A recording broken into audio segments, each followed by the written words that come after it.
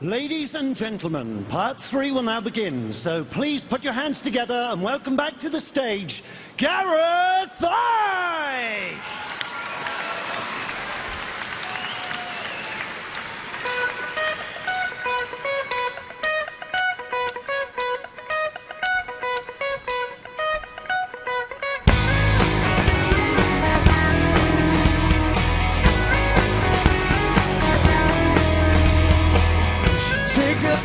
Take it back. Every single word you said and fact. It's only worth as much as how you act. All those words be substance that you lack. Because I want to. I'm fighting on because I ought to. I'm standing up because I want to. I'm fighting on because I ought to. Love without meaning. Love without meaning. Love without meaning. Oh no, it's love without meaning.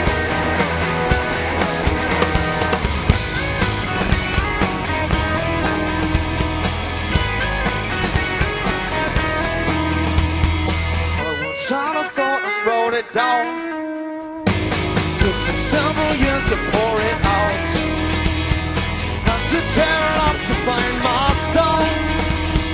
Pull the cover tape across my mouth. Cause I want to. I'm fighting on because I ought to. I'm standing on because I want to. I'm fighting on because I ought to. It's love without meaning. Love without meaning. It's love without meaning. Oh no, it's love without meaning.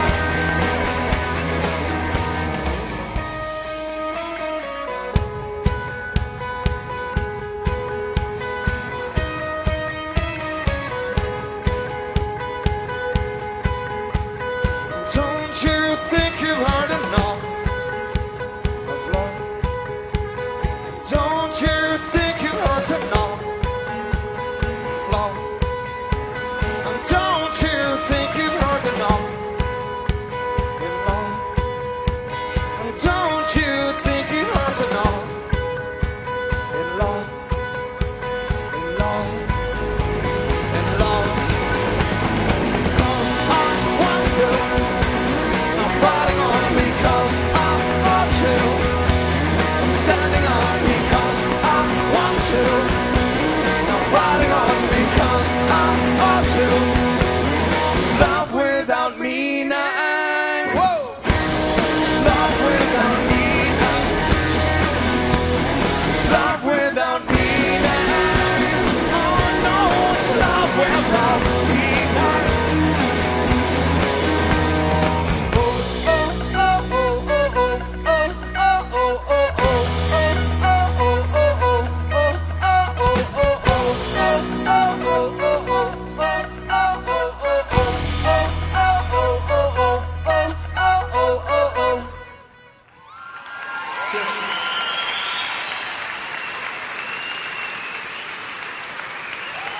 Hey, fantastic. Oh, my screen's coming back. Passing before me eyes.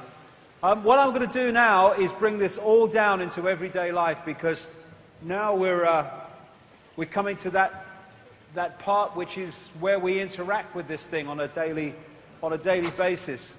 And is that changing? That's not changing on me thing. Is there a reason for that? Oh, my thing's not changing. Can I have a technical man? It's changing on here. I have a great thing with I have a great thing with technology. I love technology. I got a friend. He rang me. He said he's found a way of he's going to fly to the sun. And I said, what are you doing? You can't fly to the sun because your spaceship will melt. He says, no. I said, I found a way out of that. He says, I'm going at night. Can I Can I have a technical man come and talk to me, because this is not technically moving on? Thank you. Thanks for dressing up for us. That's very kind of you. Hey, actually, this will take me, because we're chasing this non-existent time. I'll just take this opportunity to say thank you to the very tiny number of people who've actually made this possible.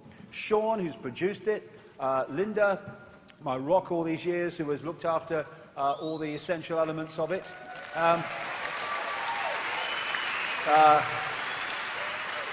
Jamie and his Open Vision Productions, who's been massively helpful. Shall I try it? No, it's not working. Is there something wrong with that? Is there something wrong with my clicker? It has been said there's something wrong with my clicker, I tell you. And Simon is pressing all the buttons out the back, and it's been amazing. We decided to come here about last February, and crikey, it seemed an amazing project then, but it's kind of happened. Can I get you a cup of tea? Hey! Round of applause.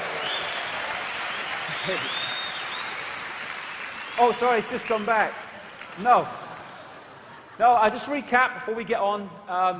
The hijack, the construct, which comes down, this is where we're coming now into this part of it, as it operates within human society, and how all these different areas, here we go, politics, banking, secret societies, big pharma, pharmaceuticals, all actually being controlled or focusing on that central force and imprisoning us, enslaving us mentally, emotionally in this tiny frequency band. And that's the thing. They have to get us to believe we have no power.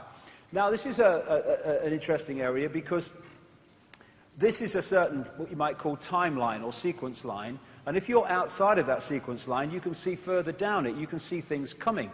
And also, if you have a projected agenda and you can access these secret societies that know the projected agenda, then you can write prophetic novels about the future that turn out, with hindsight, to be incredibly accurate, because they're not novels. You knew what the plan was. And like I said ages ago today, if you know the plan and nothing intervenes to stop the plan, you can predict the future.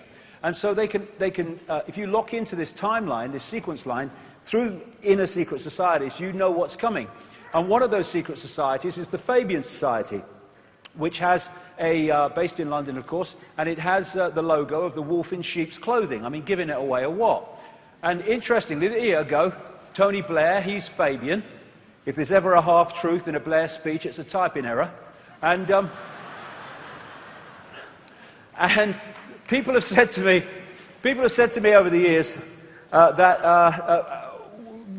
give me some books that would tell us what this plan is and where he wants to go. Well, here's two. 1984, George Orwell, that's the police state and all that stuff, perpetual war part of it. Then there's Aldous Huxley, that's 1932, that's 1948. Brave New World, that's all the drug and genetic and mind manipulation part of it. And it just so happens that George Orwell, Eric Blair, went to Eton College, and his tutor in French at one point was Aldous Huxley, who introduced him to the Fabian Society, and that's where they got their information about the projected agenda. And he wrote to almost to his death, to trying to expose it.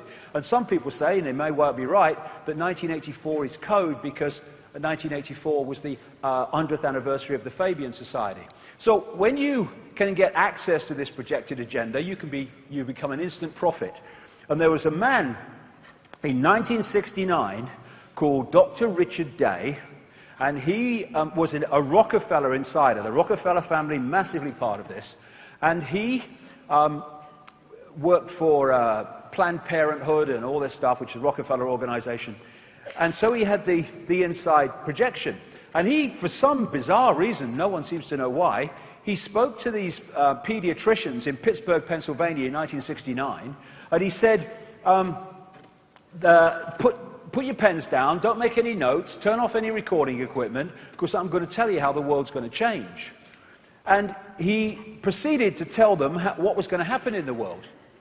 And one of the pediatricians did take notes and then typed them up later, and then before he died in 2004, he did some series of interviews saying what Dr. Richard Day had said that night in 1969. Okay, this is what he said, just some of it. And when we look at this, and the one or two things that will follow, anyone that thinks this is not a coordinated agenda for humanity, well, crikey, have a look at it. This is what Dr. Richard Day said, 1969. Technology used for reproduction without sex, families to diminish importance, euthanasia and the demise pill, limiting access to affordable medical care makes eliminating the elderly easier. New difficult to diagnose and untreatable diseases, suppressing cancer cures as a means of population control, education as a tool for accelerating the onset of puberty and evolution, reconstructing education as a tool of indoctrination, more time in schools but pupils wouldn't learn anything, controlling who has access to information, schools as the hub of the community, in other words, taking over from parents in terms of power, changing laws to promote moral and social chaos, the encouragement of drug abuse to create a jungle atmosphere in cities and towns, promote alcohol abuse, restrictions on travel, the need for more jails, no more psychological or physical security, crime used to manage society, curtailment of US industrial preeminence, shifting populations and economies, tearing out the social roots, sports as a tool of social engineering and change, sex and violence inculcated through entertainment, implanted ID cards, microchips, food control, weather control, knowing how people respond, making them do what you want, falsified scientific research, see human-caused global warming, use of terrorism, surveillance, implants, and televisions that watch you, the arrival of the totalitarian global system. Then there was the Frankfurt School that came out of that city in Germany in the 20s and 30s and then went to America. And this was their wish list all that time ago. The creation of racism offences, continual change to create confusion, the teaching of sex to children, huge immigration to destroy national identity, the promotion of excessive drinking, emptying the churches, undermining anything that is socially cohesive, legal system with bias against victims of crime, dependency on the state or state benefits, control or dumbing down of the media, encouraging the breakdown of the family. Now, this was a document dated 1979 that came to light in the 1980s called Quiet Weapons for Quiet Wars, and it was a manual from inside government agencies explaining how you collectively social engineer and manipulate the population. And this is some of the things that it said. Media.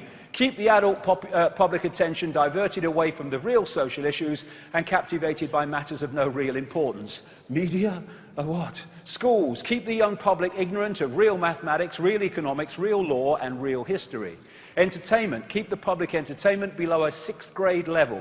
Work. Keep the public busy, busy, busy with no time to think back on the farm with the other animals. It also said, keep the public ignorant and you have less public organisation.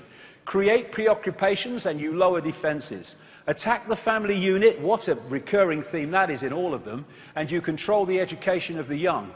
Give out less cash and more credit and you trigger more self-indulgence and social engineering data. Encourage social conformity and you make programming easier.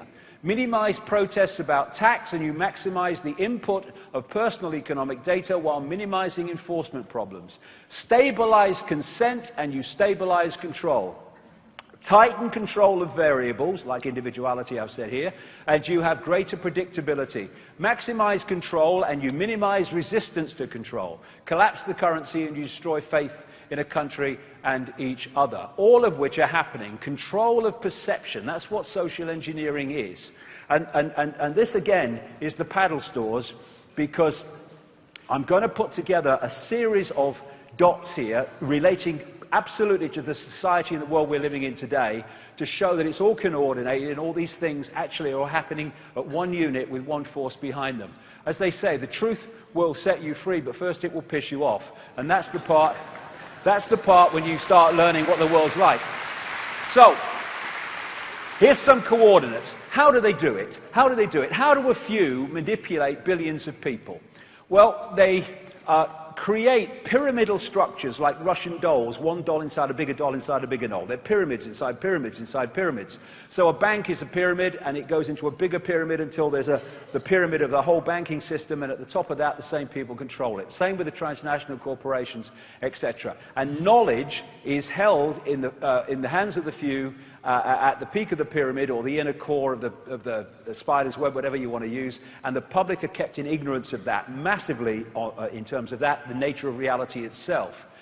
These people, presidents, prime ministers, heads of the World Bank and NATO, they're just here today, gone tomorrow, front men and women who are there to impose through legislation the will of the few in the shadows.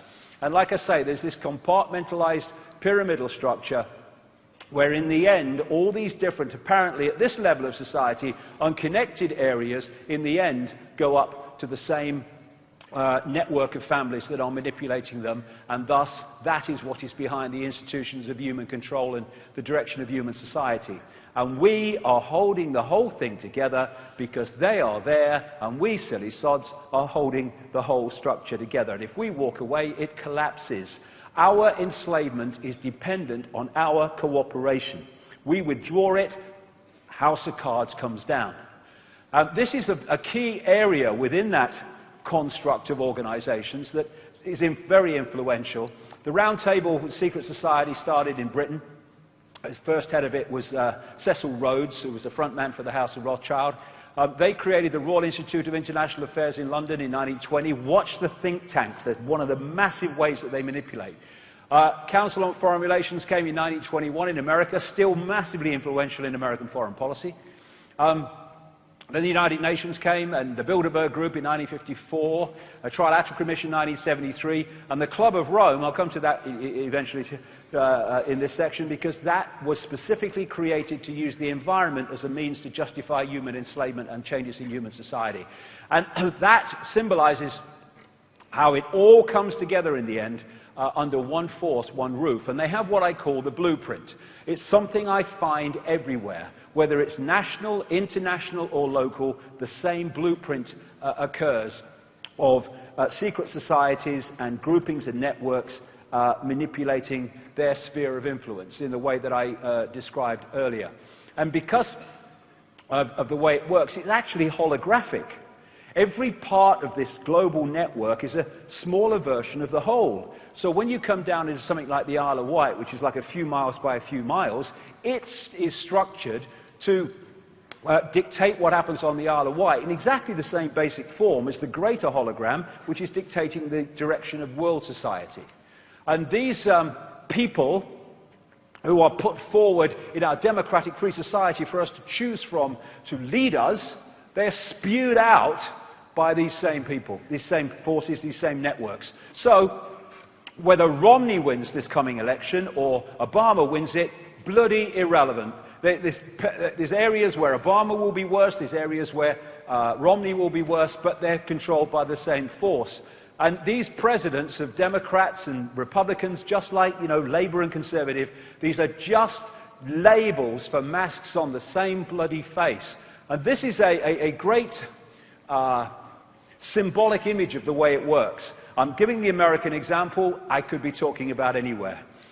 In America, they have the Republican Party. The previous one in power, apparent power, was Bush, George Bush. And behind him, quite acknowledged in the mainstream media, were a network of people known as the neocons or neoconservatives. And these are people like Wolfowitz and Pearl and the Bush family as a whole, and Cheney and Rumsfeld and John Bolton and all these people. And they controlled the Bush administration and the direction that it took. Then along came Obama, and they have, in the Democratic Party, what I call the democons.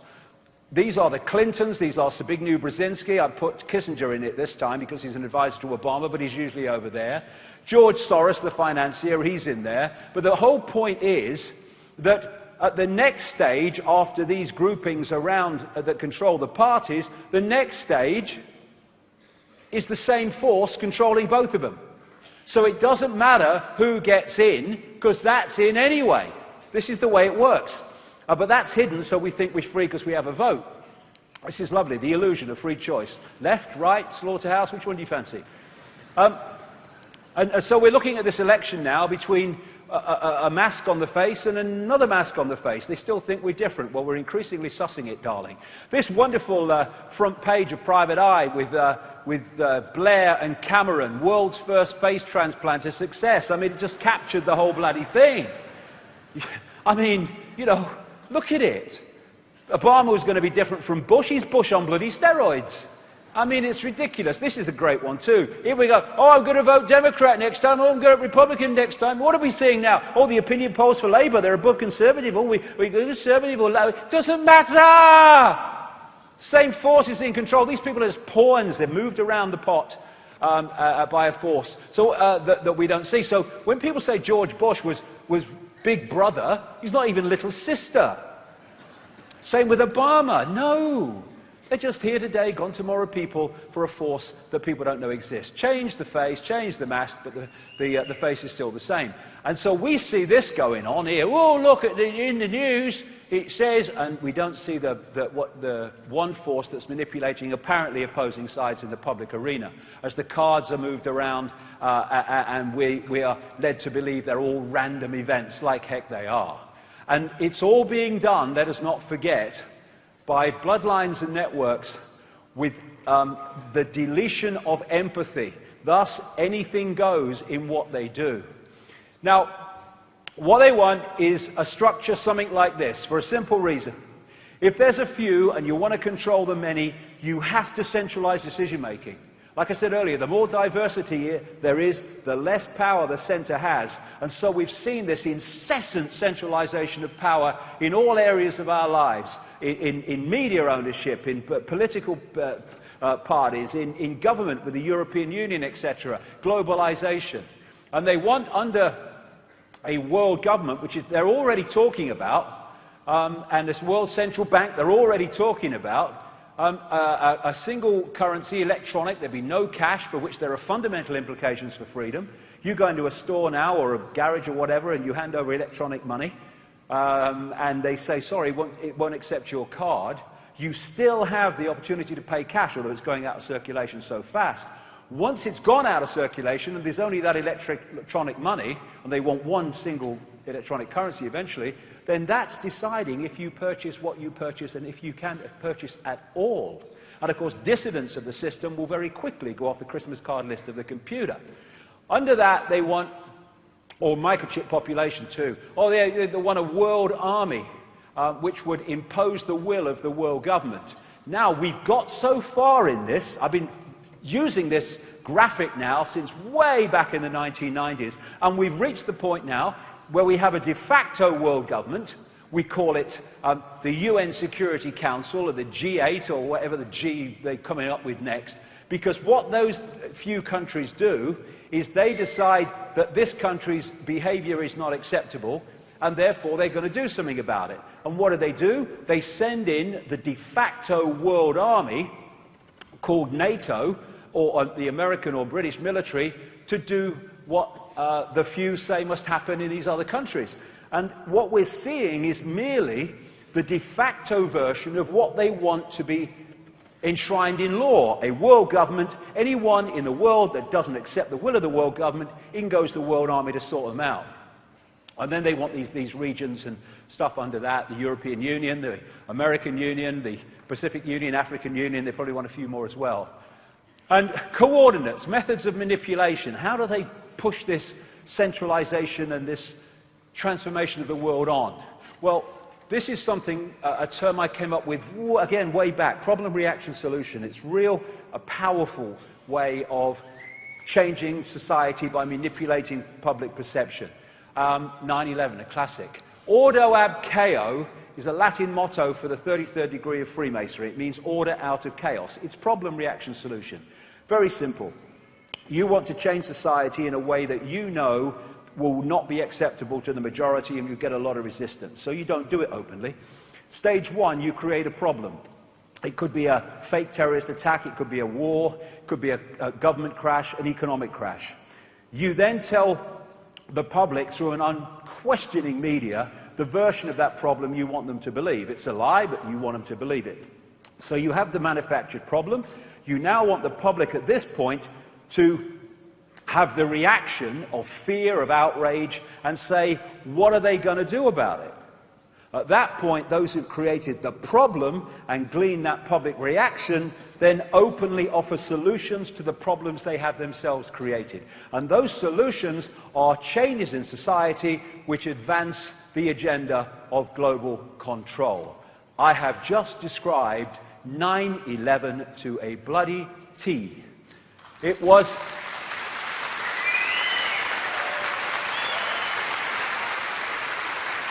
an inside job with major government agencies and military input, not just in America either, to create a massive problem to which solutions could be proposed. What have those solutions be? A war on terror, which has dramatically deleted basic freedoms all over the world, not least in this country, America, and elsewhere.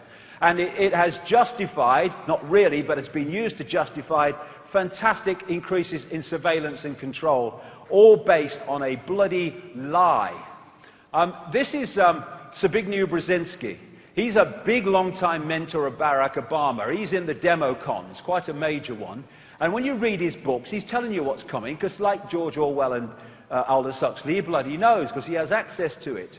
And he wrote this book, The Grand Chessboard, in 1997, in which he said, moreover, as America becomes an increasingly multicultural society, it may find it more difficult to fashion a consensus on foreign policy issues, except in the circumstance of a truly massive and widely perceived direct external threat. So they create one. Al-Qaeda, and Osama bin Laden, who was actually on the CIA payroll for years with the war against the Russians in Afghanistan.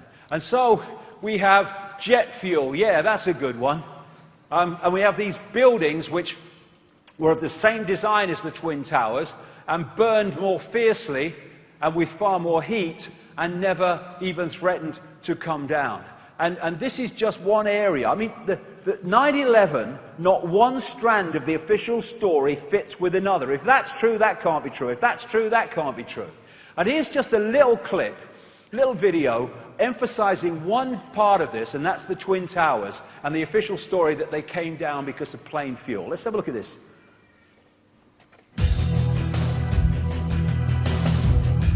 What do falling buildings look like?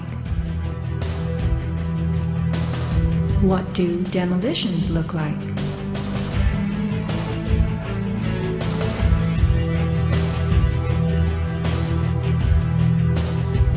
We are seeing typical implosions, characterized by gutting a building's base and then pulling it into itself. Computer-controlled sequencing fires the explosives in a rapid wave. Notice the jets of shooting concrete, the flashes, the pops, the caving of the buildings as they fall into their footprint, the tremendous billowing clouds of dust.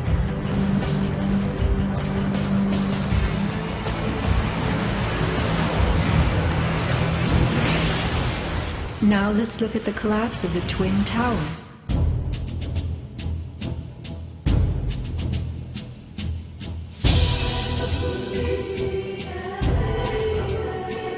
We are seeing explosions rather than implosions, a first in demolition history.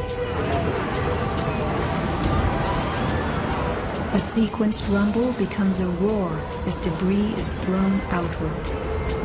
The damage is not contained. Even the windows are blown from neighborhood buildings. What kind of energy enabled this?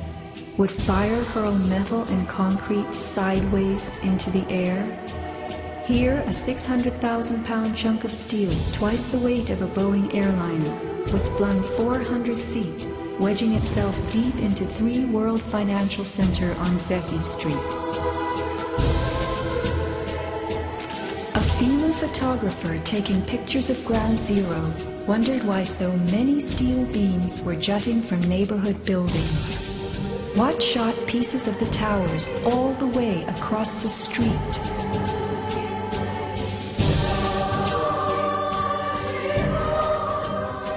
In April 2006, New Yorkers were distressed to learn that bone fragments, human remains from 9/11, had been found on the roof of the nearby Deutsche Bank building. How in God's name did those fragments get there? It surprised me that there was still bone fragments or human remains that had not been discovered. How is it possible that after 5 years they're finally looking on the rooftops of the Deutsche building? I mean, that's crazy. And bone fragments less than a centimeter long. How could they be so small? So much to be explained.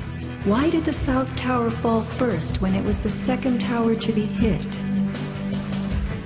Watch the top of Tower 2 leaning outward, about to topple. Then, suddenly, it disintegrates in midair. What causes this giant slab of steel and concrete to turn into dust before our eyes?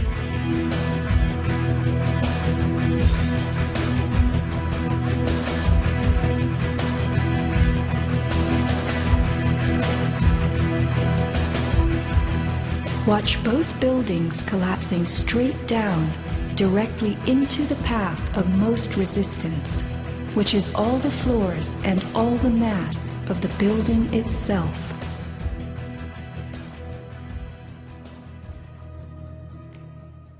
And yet, despite that, the towers fell. The towers fell in free fall speed. In other words, all the resistance was being removed before that coming down above it hit it. There's some kind of massive energy direction weapon involved in that, I'm sure, because there's so much technology outside the public arena that we don't know about.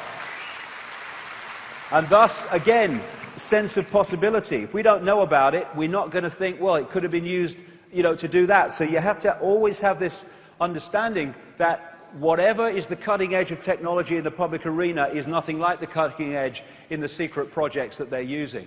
And this is, this whole Twin Towers thing. I mentioned earlier about the Twin Towers were kind of symbolic of this Saturn thing with the planet and the crescent. Well, the Twin Towers, obviously there's the Twin Towers again in the Mother Lodge of Freemasonry, and there's the Twin Towers that were said to be outside Solomon's Temple. I think Solomon's Temple was probably Saturn in some way, symbology of something like that rather than a temple. But anyway, this is David Rockefeller, massively involved in this over his 97 bloody years. He's obviously had a lot of bloody life force. And he was the man responsible for building them, or having them built. And this is how far the projection goes. When he had those built, he would have known what the end was going to be, or was planned to be. That's how far it's projected. And here you have the Twin Towers again in Freemasonry, the Republic of Dominica, and this is in Israel, the Twin Towers and the Eye and the Pyramid. And there's the Twin Towers at Mecca, with it next to the Kaaba. Here you have the Twin Towers in Lord of the Rings. And, esoterically, in the tarot card for the tower, it relates to change, eruption, upheaval, exposure, cataclysm, blindsided, sudden shift, fire, lightning, and falling. And these people are using this esoteric level of knowledge all the time. Another interesting thing, I'm not saying all these were on purpose, there are coincidences happen, but there's so many of these things that were indications of the Twin Towers coming down or being attacked long before they were. This is on The Simpsons, 9/11. This is... the invasion has begun. There's the Twin Towers again. This is another attack on the Twin Towers. This is a kind of a board game called Illuminati, where they have the Twin Towers as part of it. There's the Twin Towers attacked again and again. And look at that, there's a plane in that one, in this kind of comic book thing. Then this is Sega Saturn. They like me. They let me use their music. Long story. This is... the Saturn air balloon that was actually flying around the Twin Towers around the time that they were attacked. And here in the Illuminati game again is the attack on the Pentagon and all the rest of it, which also was part of 9/11. And this was a big red flag. The Lone Gunman was a spin-off of the X-Files. And in March 2001, months before 9/11, they had an episode of The Lone Gunman, in which an aircraft was hijacked in terms of its flying system and its computer system from the ground, overrode the input from the pilot, so they're sitting there, they can't fly the plane because it's not responding to them because it's being flown from the ground, which is what I suggest happened on 9/11, and they fly it towards the Twin Towers, and they're going to smash it in the Twin Towers. This is in March 2001, and in the story, some good intelligence people hacked into the system, got control back from the pilots, and they pulled it up and just missed crashing into the towers. But they knew it was coming. Lots of people knew it was coming. This is Aaron Russo. He's an award-winning film producer. And he was a friend for a while of Nick Rockefeller, until Nick Rockefeller invited him to join the Council on Foreign Relations, one of these elite insider groups. And when he was asking him to join, which he refused to do, this is 11 months before 9/11, Aaron Russo eventually went public on this. Russo said that Rockefeller told him 11 months before 9/11 there would be an event that would lead to the invasion of Afghanistan and Iraq, to take over the oil fields and establish a base in the Middle East. Russo would see soldiers looking in caves in Afghanistan and Pakistan for Osama bin Laden. There would be an endless war on terror where there's no real enemy. The whole thing would be a giant hoax. People have to be ruled, he said, and the population reduced by at least half. Plans for mass microchipping of the serfs, as he called them, was also part of the agenda, he said. And here, Saturn symbolism or what, is the memorial to the victims of 9/11. I mean, that's taking the piss, that is. And so the official story of 9/11 has just left the room. But from that has come all this justification for the transformation of human society. Okay, common themes again. While 9/11 was going on, there were exercises in the same 9/11 skies and others around America, with scenarios going on, exercises that involved similar hijacking of planes. Indeed, one scenario was a plane hitting a building. And I've seen the logs and read the logs of NORAD, the official response system in North America to hijacks and stuff.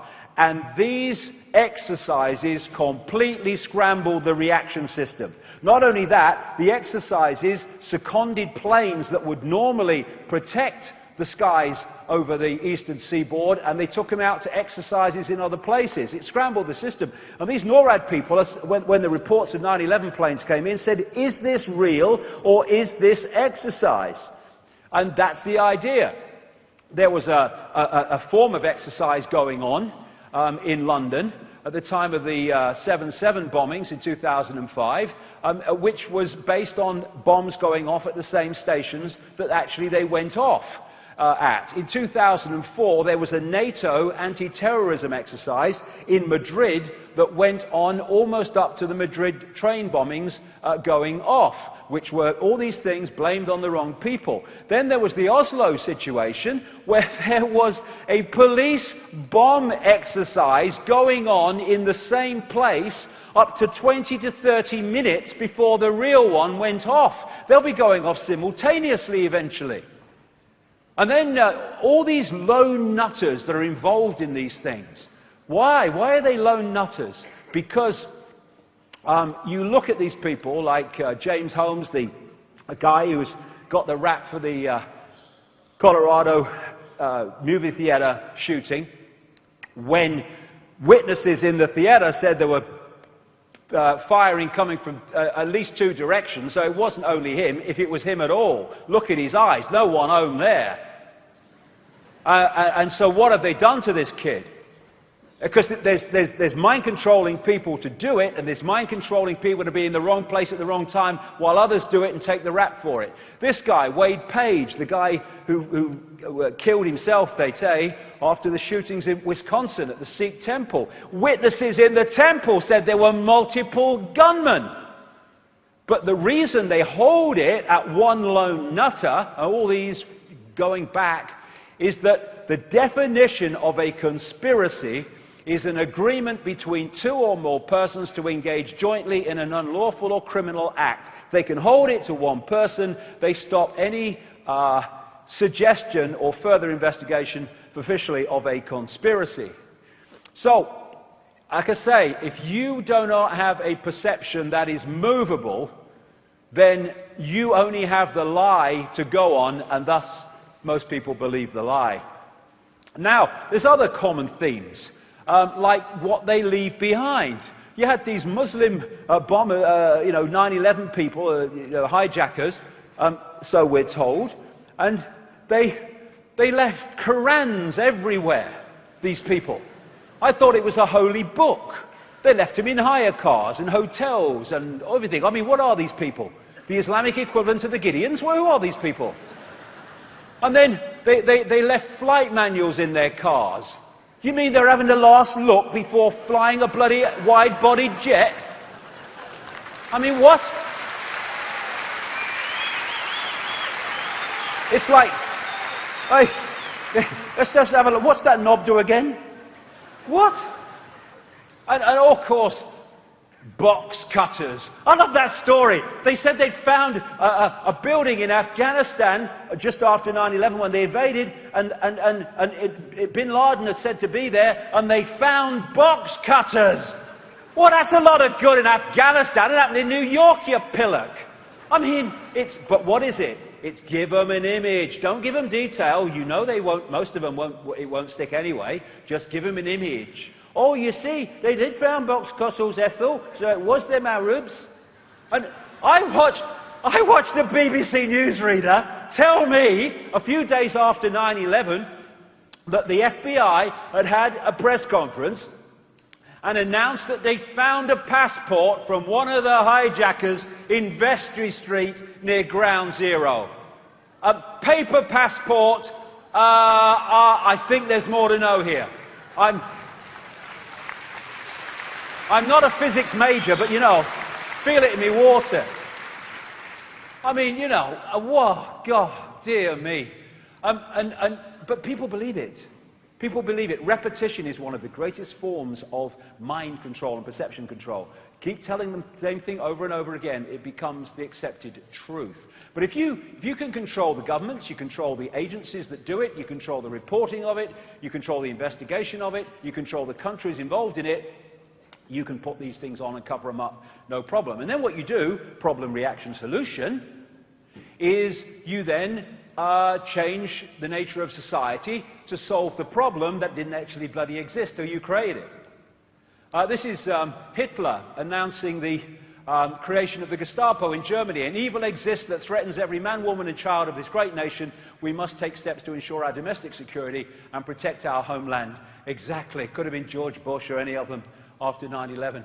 Problem, reaction, solution, Second World War. Same bloodlines were behind Soviet communism, Britain, America, etc. They were behind Nazi fascism. They brought them together in the Second World War. Massive global problem, and came massive global solutions. The world changed dramatically after World War I on purpose. It changed dramatically after World War II, and the dramatic bit, overwhelmingly, was the great centralization of power that it brought about. This guy, Werner von Braun, who was in Nazi Germany at the time of the war, was with many Nazis. Scientists and mind controllers and geneticists were brought to America and South America after the war to work for the CIA and stuff. And he was the major force behind the propulsion systems of the Apollo missions and stuff. And when he knew he was dying, he had an assistant, Dr. Carol Rossin, aerospace executive, who became his personal assistant in the last years of his life. And she went public after he died and said that von Braun had told her this, that there were going to be a series of fake enemies or dangers that were going to be used to change society. One was the threat from the Russians. Well, that was going on at the time. Then was going to come terrorism. Then was going to come third world crazes, what are now called nations of concern. Then was going to be asteroids. And finally, there was going to be a fake alien threat. And remember, Carol, the last card is the alien card. We are going to have to build space-based weapons against aliens, and all of it is a lie. And you know, I've got this from other sources too. When they start talking about we're facing an alien invasion, we have to come together, all resources to fight the bollocks it's going to be, and we should treat it as such. Now, there's another form of problem, reaction, solution, which I call no problem, reaction, solution. This is not a real problem, even a manufactured one. It is a lie which is designed to give the perception of a problem to justify changes in society. Weapons of mass destruction in Iraq, classic. And the global warming hoax, human-caused global warming, is another one. And in and of it, you know, in its own way, the second death of Osama bin Laden was another no-problem reaction solution.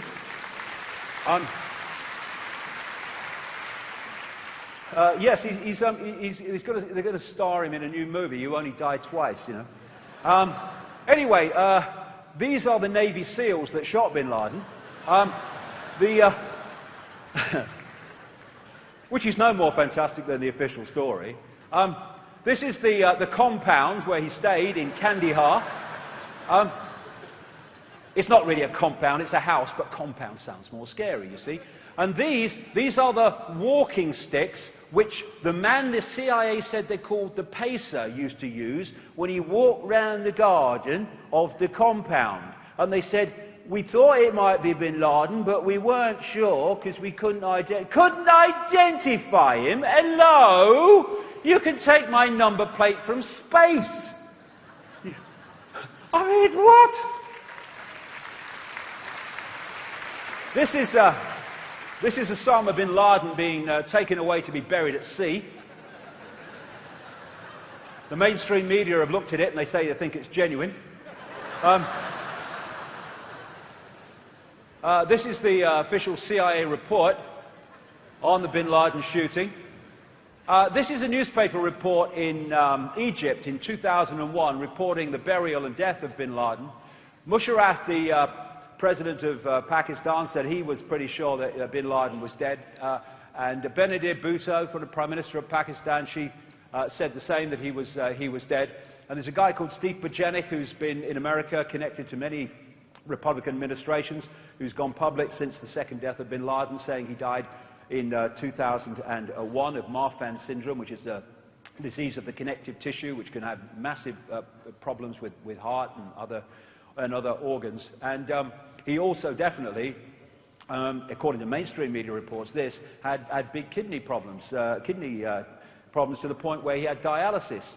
And when they found him shot him in the compound, they told me, I'm listening for mention of a dialysis unit in the compound, because it was that bad, apparently. And eventually it came on the basis that they haven't found one. So it's a bloody miracle, man, in there for 5 years. I mean, you know, amazing.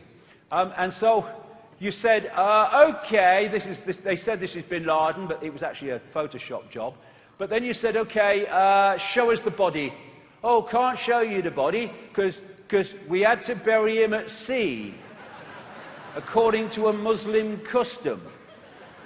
Well, it's a bugger if you live in the Sahara Desert, mate, isn't it? And then, now you say, okay, it's bollocks, but let's move on. Show us the pictures of the body. Oh, no, it's much too horrible. We can't show you that. Well, you show us horrible pictures of everyone else. Why are they showing us the pictures? There are none. Got it, yes. And then, this is great, because we had this again, milk the image, not the detail, milk the image. Oh, they watched bin Laden being shot. Then it comes out there was no live footage of the shooting. Not this, because there was no shooting, but even officially, there was no live footage of the shooting. These were supposed to be watching the live footage of the shooting. I mean, what's she worried about? A crack in the bloody wall? I mean, what's going on? I'm ever so worried about that crack in the wall. It's moving where I'm looking at it. I mean, but people who don't connect the dots and take it further, they believe the lie and then forget they've believed the lie. They then announce they found this footage. This is bin Laden. Well, no, it's not. It's a bloke with a beard with an hat on. And bin Laden was bloody massively left-handed, and this guy's changing the channels with his right hand. On that basis, by the way, he's changing channels one after the other, and ODE's on it. And what are the chances of that? And have you flicked as many channels of that anywhere in the world and not hit a bloody advert? No, but he only hit himself. It's ludicrous. Just repeat the lie and people will believe it. Then they said, we found this new footage. No, you bloody haven't. This is footage released in 2011. This is footage released in 2007. Well, we can't release it again because they'll notice. Well, put a blue background on it, mate. Put a blue, they'll never guess. Put a blue background. And this is new footage. And this is footage released in 2002. It's not new at all. This was bin Laden in 2004. This was him in 2007.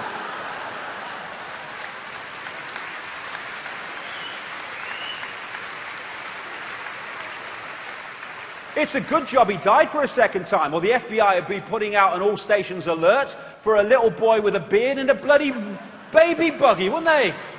Getting bloody younger. You've got to watch this stuff, you know, because computer graphics and computer manipulation of movies and sound and voice and everything, they can make someone say anything when they're bloody long dead. And you see this in the movies. You've got a blue screen and suddenly you've got a very credible background of something, which is just a bloody studio. And these bloody videos that came, oh, another Bin Laden video. Hey, we've got an election coming up. Can you get another Bin Laden video going? Yeah, let's call that Rita Katz at that site. Search for international terrorist entities. I spell it with an H myself, but this is someone connected to Mossad. Her father was massively involved with Israel, and she was releasing these bloody videos, and we're supposed to take them frickin' seriously.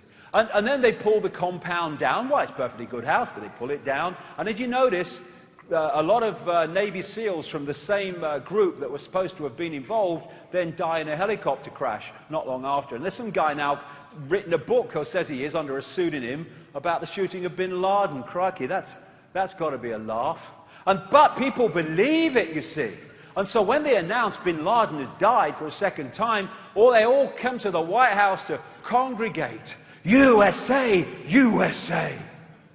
Hey, excuse me, the president's just said the tooth fairy's real. Tooth fairy, tooth fairy.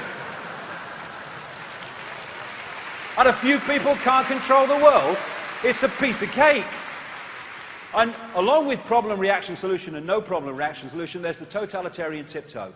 This means that you're at A, you know you're going to Z, but you don't tell anyone else you're going to Z because they'll see something's going on. So you go towards Z as quickly as you can, from A to C, maybe to, F or whatever, as quick as you can, but not so quick as you alert too many people to the pattern. Fascism, you really think it was this obvious. Well, it's becoming this obvious, but up to this point, it's been this totalitarian tiptoe. And I've just described the European Union. I love the European Union.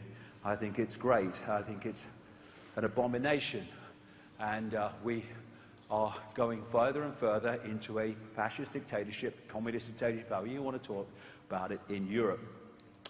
This is Jean Monnet, the so-called founding father of what became the EU, and a Rothschild frontman, in a letter to a friend one day after I was born, 60 years ago. And he said, Europe's nations should be guided towards the superstate without their people understanding what is happening. This can be accomplished by successive steps, each disguised as having an economic purpose, but which will eventually and irreversibly lead to federation. And now we're having Jose Manuel Barroso coming out in the last few weeks calling for a federation of states with absolute loyalty to Brussels to sort out the problems that these buggers have on purpose created. Problem, reaction, solution. So we had this always bad, big bad communist war, always terrible, and the Cold War. And so then, because they wanted to encompass those countries into NATO and the European Union, along comes Gorbachev, smiley, happy, feely, the Berlin Wall comes down, and bingo, we have another version of the Soviet Union, but because people have a vote in pathetic European elections for a parliament that has no power, we're told it's not a communist or fascist state, it's actually a democratic entity. And they signed the Treaty of Rome that created what became the European Union on Mons Saturnis, Capitoline Hill. It has very great symbolic significance for them. So, also, totalitarian tiptoe is globalization. Globalization is simply the incessant centralization of power in every area of our lives. Thus, it is the agenda I've been talking about all these years unfolding before our eyes. And what they do is they abuse both sides of this globalization. They abuse the people who are making this stuff under starvation wages and horrific conditions, and then they charge as much as they can get away with in the West to make as much money as they can from selling it to the richer world. And the idea of globalization and bringing down so-called trade barriers is to create a situation where every part of the world is dependent upon some other part of the world and don't have the ability to be self-sustaining. Because once you lose the ability to be self-sustaining, you're now at the mercy of forces and changes you have no power over. That's the idea. And this network is behind globalization, the European Union, the whole bloody thing of centralization of power. Okay, global warming. Well, people have said that the whole global warming scam is about carbon taxation and all that stuff. If only. This is far more significant than even most conspiracy researchers that look at the global warming are kind of realizing. This is a justification of the most extraordinary transformation of human society from any vestige of freedom to pure, undiluted, totalitarian fascism.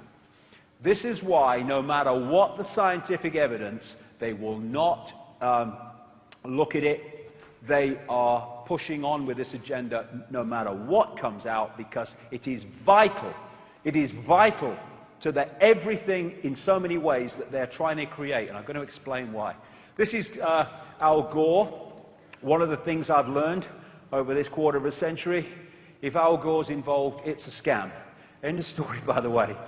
Anyone who is vice president to Bill Clinton, well, say no bloody more. And it's eco-fascism because they need you to believe in global warming in order to control you. That's absolutely right, for this reason that I'm going to explain. We had the Earth concerts, usual bloody suspects pushing it, and this global warming survival reptilian brain handbook was written for the Earth concerts by David de Rothschild. He cares about the world. He's lovely. This is a graph of greenhouse gases. If you believe the bollocks and the propaganda, this has to be carbon dioxide. Has to be. But it's not. It's water vapor and clouds. This is CO2, and only the little sliver of green is caused by humans. The rest is natural. And by the way, without carbon dioxide, we wouldn't have the world that we live in. Yes, let's take something we need and demonize it. Yes, that's a good archontic inversion, isn't it? Yes, that's right. It's just come out in 2012 that from the end of the warming period, 1997 to 2012, there's been no warming, basically. So that's why they're calling it climate change. They can't call it global warming because people say, well, it ain't warming, mate. This is research by physicists at CERN in Geneva, which was banned for a while, but then it got out in the media and they released it. And this is the findings that have shown that there is a near perfect correlation between climate change, global warming, and the penetration of cosmic rays into the Earth's atmosphere throughout history. You don't mean that warming could have something to do with the sun, could you? No, notice the sun never gets a mention. Well, forget about the sun. No, it's carbon dioxide. Bloody ridiculous. There you go. What they've done is they took one cycle of solar activity, locked into it, called it global warming catastrophe, and have just, refused to go back on it. This is a guy who was one of the global warmists in the global warmist cult. He's had the guts to come out and speak the truth. A guy called David Evans. Full-time and part-time consultant for 11 years to the Australian Greenhouse Office, now the Department of Climate Change. He said the debate about global warming had reached crazy proportions. I am a scientist who was on the carbon gravy train, understands the evidence, was once an alarmist, but am now a skeptic. He said the whole idea that carbon dioxide is the main cause of the recent warming was based on a guess that was proved false by empirical evidence during the 1990s, but the gravy train was too big, with too many jobs, industries, trading profits, political careers, and here we go. And the possibility of world government and total control riding on the outcome. Evans said that the governments and their tame climate scientists now outrageously maintain the fiction that carbon dioxide is a dangerous pollutant, rather than admit they are wrong, even when the evidence is overwhelming. They can't admit they're wrong. They can't admit they're wrong for reasons I'm coming to, because their whole house of cards will come down. That is how important this is. And then I read a Reuters report. Missing global heat may hide in deep oceans. It's hiding now. The mystery of Earth's missing heat may have been solved. It could lurk deep in oceans, temporarily masking the climate warming effects of greenhouse gas emissions, researchers reported on Sunday. Whoa! Climate scientists have long wondered where this so-called missing heat was going. How about it wasn't bloody there? Especially over the last decade, when greenhouse emissions kept increasing, but world air temperatures did not rise correspondingly. It's hiding now. He's going looking for it, look. He's looking for the warming. Quick, quick, quick, someone's coming. Act as if you're cold. Brr, brr. Oh, no, no, it's cold there. There's no warming hiding. Now, Club of Rome, mentioned it earlier.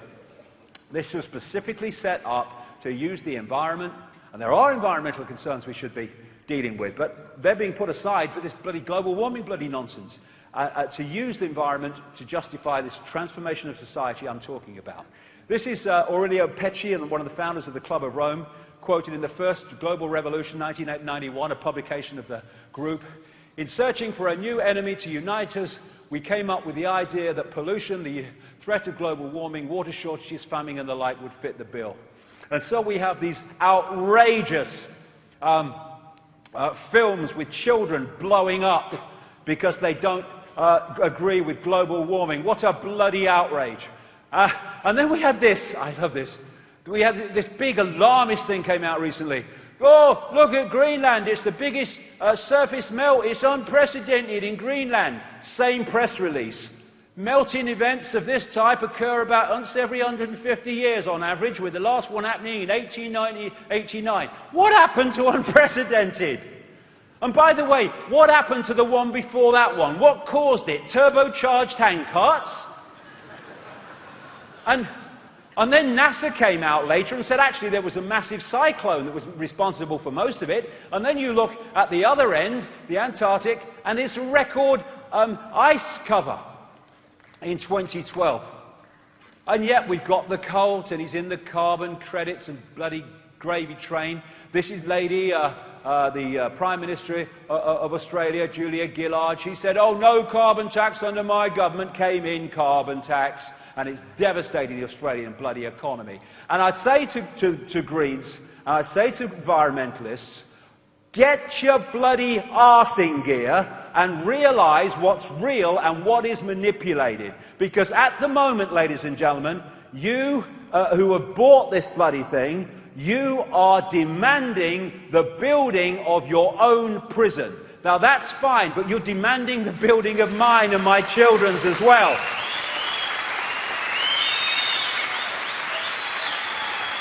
On the basis of a bloody blatant lie. Here you go. Follow the Bono. That's a great thing. They say follow the money. I say follow the Bono. It's his mate. There's a few others. Look, you know, follow the Bono. They're all there. Now, there was a film came out earlier this year called Hunger Games. And this encapsulated in so many ways the society where the global warming bollocks is supposed to take us through justification. Of course, if you look at the symbol of the film, it's the phoenix, the firebird. For those who haven't seen it, it was a world sometime in the future of enormous total control, where different sectors were fenced off and people were not allowed to go in most of the land of the country, and they were controlled from something called the Capitol, which was an elite that was served by all the poor people and hungry people around the country. they had games every year where 2 young people were picked from each sector who had to fight on live television, and the one who won was the one that stayed alive after all the others were killed. The idea was to kill all the others and win the game. As Dr. Richard Day said in 1969, violence, pornography and obscenity in the media and movies will be increased to desensitize people to violence and porn and make them feel life is short, precarious and brutish. And the Hunger Games was a classic, but it was more than that. It was a symbol of the society that we're heading towards so fast. This was one of the elite in the Capitol, the equivalent of what people call the 1%, although, as I say, the real control is in far fewer than that. And we have a version of the Hunger Games, and it's called Agenda 21 Sustainable Development, and it is being orchestrated outside or through the United Nations, and it is a stalking horse, a Trojan horse for world fascism, as I'm going to go through and explain. Agenda 21 was agreed at the 1992 Earth Summit in Brazil, which was headed by this guy, Maurice Strong, one of the gang big time, a mate of Al Gore, and he said, Maurice Strong, this billionaire oil man, etc., he said, isn't the only hope for the planet that the industrialized civilizations collapse? Isn't it our responsibility to bring this about? What they are trying to do and planning to do is use saving the environment, which these buggers are destroying, to justify deindustrialization and the end of democracy and democratic, which is another thing I could talk about. Democracy and freedom, interchangeable? Don't think so. Anyway, this is the wish list in documents for Agenda 21 operating through the United Nations. An end to national sovereignty, all justified by saving the world, by the way. An end to national sovereignty. State planning and management of all land resources, ecosystems, deserts, forests, mountains, oceans and fresh water. Agriculture, rural development, biotechnology and ensuring equity, equal slavery. The state is to define the role of business and financial resources. Abolition of private property is not sustainable, they say. Here we go again. How many times has this come up?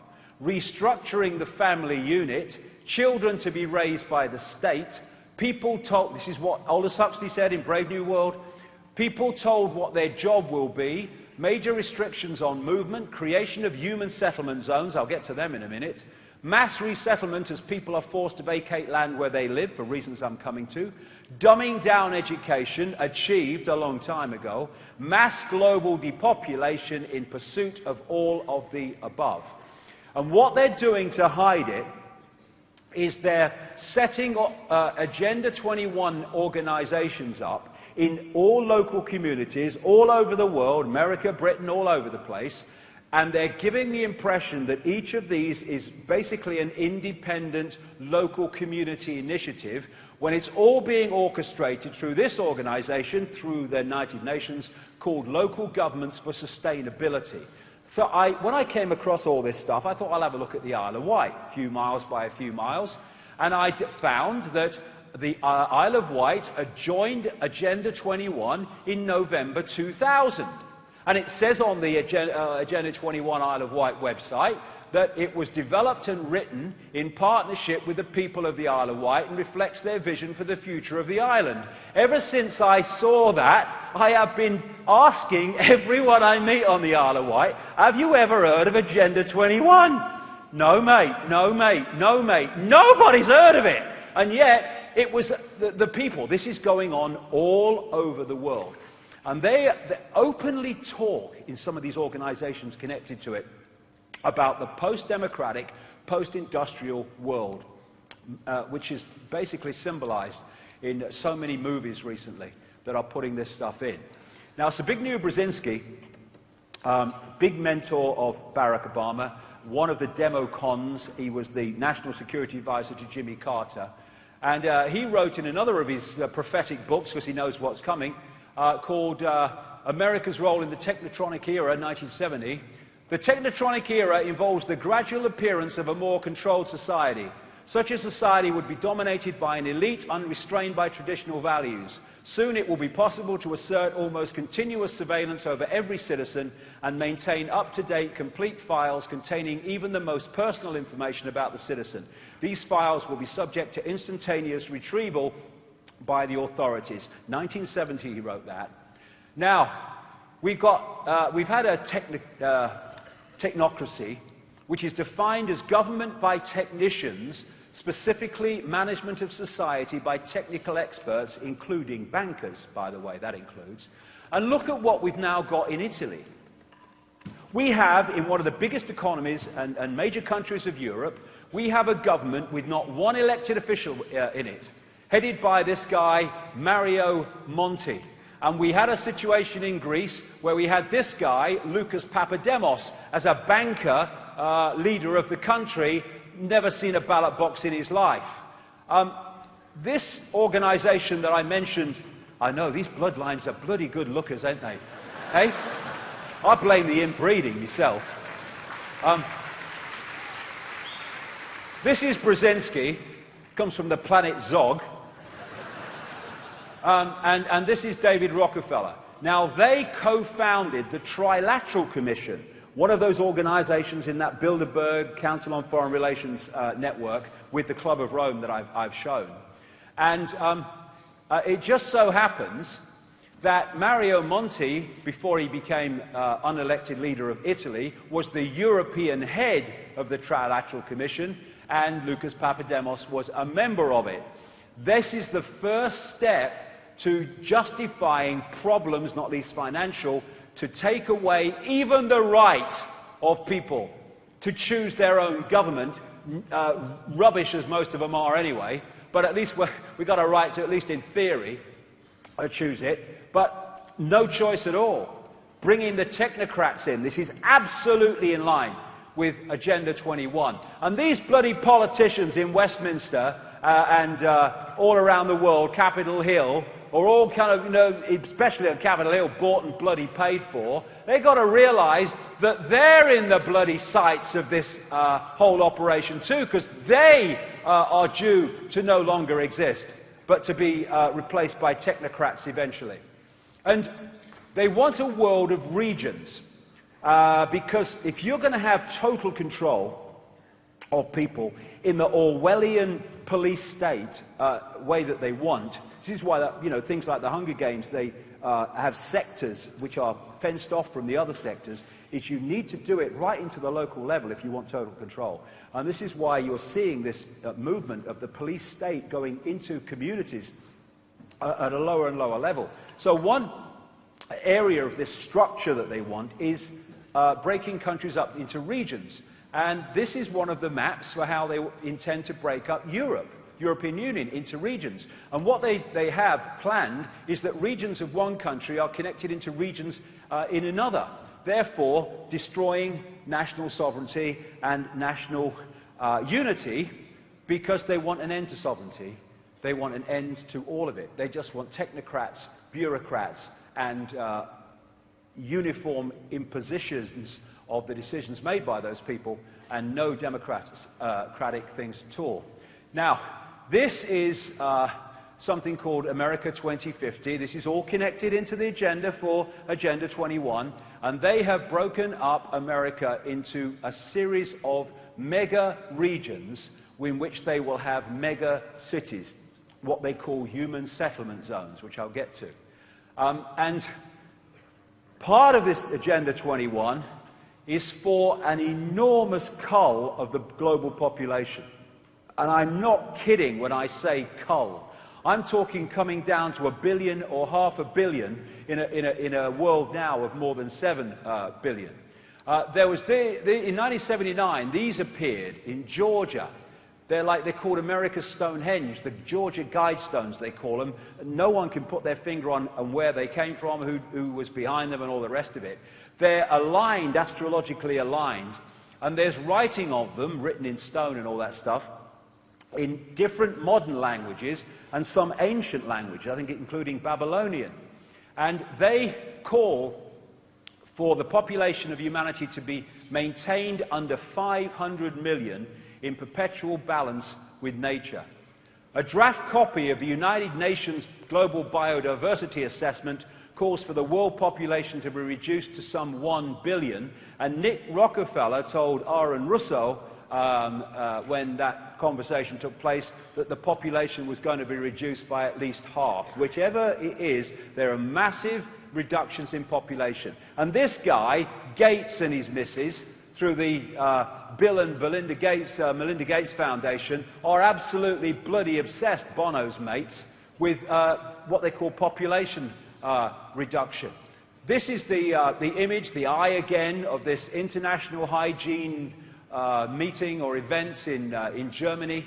And people don't realize that Hitler's race purity program was orchestrated from America and Britain, not least through the Rockefeller family, who paid for a whole floor of a German university to be occupied by Ernst Rudin and his team.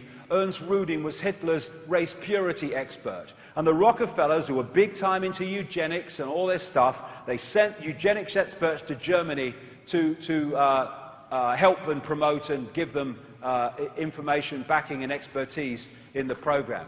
The way that they plan to cull the population is cumulatively and in some ways directly. The cumulative is through vaccinations, through genetically modified food. Americans are awash with genetically modified food through genetically modified corn and stuff, and the impact on American health is catastrophic. Why wouldn't it be? Fluoride and stuff in the water, hunger, also manufactured disease, and radiation. And also, what did Dr. Richard Day say in 1969? Euthanasia and the demise pill. Limiting access to affordable medical care makes eliminating the elderly easier. We now have this Liverpool care pathway where doctors are deciding, often without even consulting the family, who is going to have their withdrawal of food, of fluids and of drugs so that they die very quickly. It's not the care pathway, it's the death pathway. We also have this situation in America with the death panels deciding who gets treatment and who doesn't among the bloody elderly. It's euthanasia. That's what it bloody is. And here, in terms of reducing the population, how about this? First of all, sperm counts in many parts of the world are plummeting. Why? They want to reduce the population, plummeting. And here's one. The third generation of rats fed genetically modified food becomes sterile. And there's a company, a biotech company, a small one in California called Epicite, and they came up with something called the Epicite gene. You know, long ago today, when we started, and I was talking about crazes, well, crazes, okay, crazes. What they did was isolate the gene that makes people sterile. It is a gene which, if it becomes part of your genetic structure, attacks sperm. It attacks sperm if you are male and kills them, so you are sterile. And any sperm entering the female that has that genetic part of its structure, then attacks the sperm and kills it, so they're sterile. Now, why would you create that? Well, okay, I don't know. But what did they then do, Epicite? They genetically engineered that gene into frigging corn. And then we go the next step. Monsanto and DuPont set up a joint venture to take over the Epicite gene and commercialize it. And if anyone thinks that, you know, this is an exaggeration involving reduction in population, this is a map of America under the UN Convention on Biological Diversity, the Wildlands Project, and it is America that they want to see under Agenda 21. If you can't read the words, I'll tell you this. The red bits are for little to no human use. The yellow bits are for highly regulated use. The only bits for normal use are these bits here and there that are in green. And they have to therefore clear the land to bring this about. And that's what they are doing. Which explains so much that is going on that people don't say, why are they doing this? I'll tell you why they're doing this. Agenda 21, get them off the land. There's now a rural, White House Rural Council, which has all the government agencies, including the Department of Defense, to help rural communities. No, it is to rid rural communities of people under Agenda 21 and under eco-fascism. One of the things they're doing is creating more and more and more environmental regulations to make it impossible for small farmers and small growers and small landowners to survive in the rural communities. And therefore, they're destroying the rural communities to get them off the land. They're sending in these SWAT teams, bloody Keystone bloody cops, to treat decent people trying to grow organic and raw milk, produce raw milk. They're treating them appallingly, brutally, horrifically. And they are designed to get people off the land. Monsanto, no food shall be grown that we don't own. And more regulations to get people in a situation where it's impossible to continue. And who moves in? The corporations to take over the land. More and more we're seeing, so many stories on my website recently, more and more people are having their community gardens destroyed because they're told it's not in the zonal regulations, even though people are hungry and are getting the food for nothing. They're being banned from growing food in their front garden and all the other stuff at a time of great economic challenge. And this is what Dr. Richard Day said in 1969. Growing food will be banned by saying it isn't safe, and the state corporations will control all food production. The supply and distribution of food will be monitored so that no one can give food to a fugitive of the system. And they're also doing it by changing the regulations to stop people growing food at home. So that all these things are coming together so that only the Food Inc., Big Food, will control the food chain. And who gets food? Those that conform to the system. And they're doing it in other ways. When in 2011 they had those floods in the Missouri and Mississippi rivers, the US Army Corps of Engineers announced that they had to blow the levees, I think it was on the Missouri, to save the people further down the river. So they blew the levees, and this is what happened to the land of small farmers all around that region, destroyed.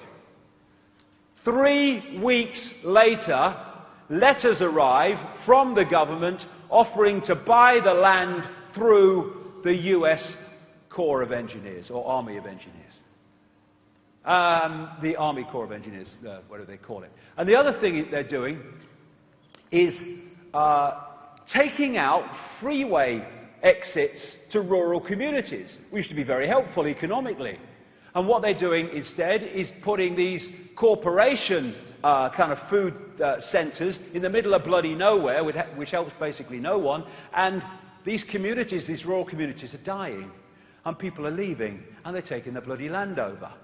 They are taking out dams so that people can't farm anymore. They are destroying or closing rural roads. Or they are, on a massive scale, taking the tarmac from roads and leaving them as gravel, making it more and more difficult for people to live in rural communities. It's all being done on purpose. And this bloke, you know, when he came in, Cameron, never mentioned it in the election, and then suddenly announces he wants to sell off all the forests of Britain, all the state forests. That's Agenda 21.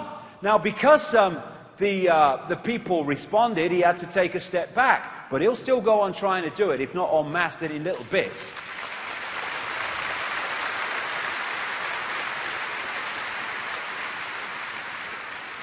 And this big society, it's just Agenda 21. And what's happening in this country? Small farmers are going out of business on a fantastic bloody scale. Getting them off the land, that's the bloody idea. And where do they want to put them in? Human settlement zones. They want this kind of in by 2050, 2060. And it's the world of the Hunger Games. They want, this is in their bloody documents, they want to pack people together in high-rise, basically prison cell-sized living space. So all the people, those that they don't want to cull, are in one place, and they've cleared the land of everything else, straight off the pages of Hunger Games, that is. This is Michael Bloomberg, Mayor of New York, massive insider in all this and frontman, and he has just announced in the last few months the first phase of Agenda 21, he doesn't call it that, of course, building of 165,000 units in New York, right? Absolutely, the specification and the way that they are going to be built and arranged is classic Agenda 21. And the space that these apartments will cover for each person or family is between these two yellow lines. They are 10 feet by 30 bloody feet. Classic Agenda 21. Building regulations are being changed in places like California to stop, to reduce the amount of land that is used to build buildings.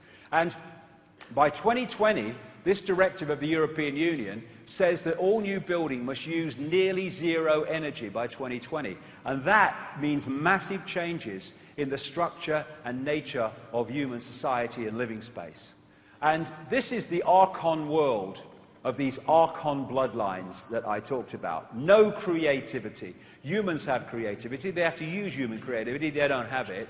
And here, look at that. Here are some of the bloody houses that they're talking about for people under Agenda 21. You know, talk about bloody uninspired. And then one of the things that was emphasized in the Hunger Games was the high-speed train that took the competitors from the sectors to the capital for this, you know, kill-to-the-death bloody games. And high-speed train networks are all part of Agenda 21. They want that to be the main source, because they want an end of people and cars and stuff like that, except then. But they want high-speed trains to be the prime source of, or form of transport. And interestingly, you know, here's the regions that they want under Agenda 21 in America, everyone else off the land in all these other places. And, you know, once the plane arrived, American trains just disappeared, Amtrak. They just, you know, basically hardly anyone used them. It was all aircraft.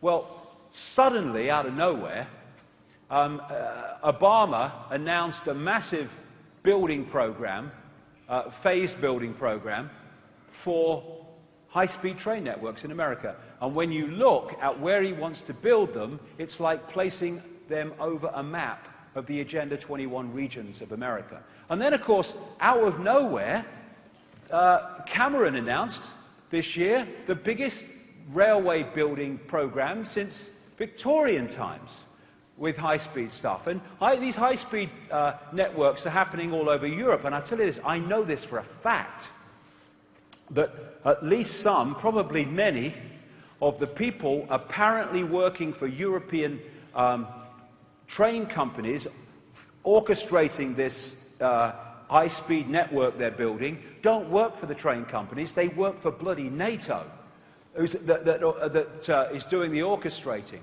Get them off the land. Well, get them off the land through weather manipulation. We're seeing this big time now.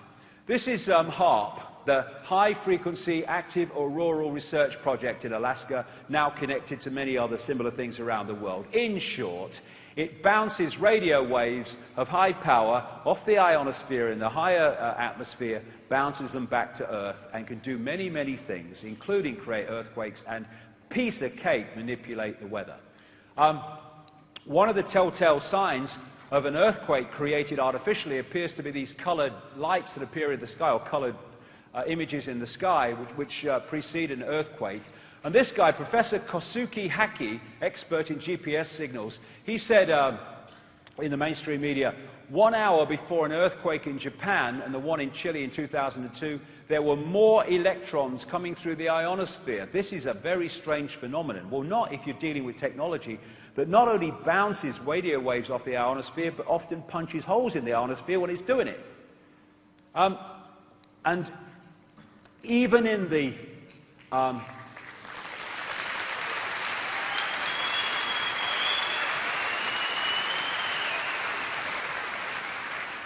even in the patents that was applied for by a guy called Bernice Eastland for the original HARP technology, mentions this man, Nikola Tesla.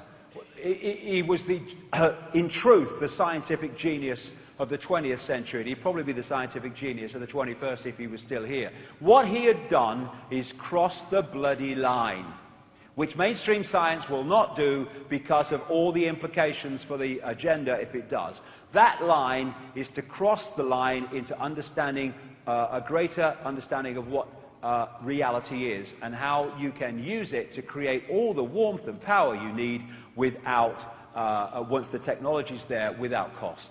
And part of that is accessing the electrical level of the universe, what I've been talking about, and turning it into usable warmth and power. And what did he say? If you wish to understand the universe, think of energy, frequency, and vibration. He was making weather effects. His neighbors were complaining to the police. He was creating lightning above his home in New York. He created mini bloody earthquakes with thousands of windows crashing when the technology went more than he thought, and like kind of crazy bloody comedy film, he couldn't turn the bloody thing off and all the bloody windows were going. And he also understood how to create free energy. Like I say, accessing the natural power and sources of power in the universe and turning it into usable power and warmth without cost and without, if you like, carbon dioxide. Now, the same bloody people that are saying we must do all this to save the world from carbon dioxide are the same people that have been suppressing this technology for bloody decade after decade after decade.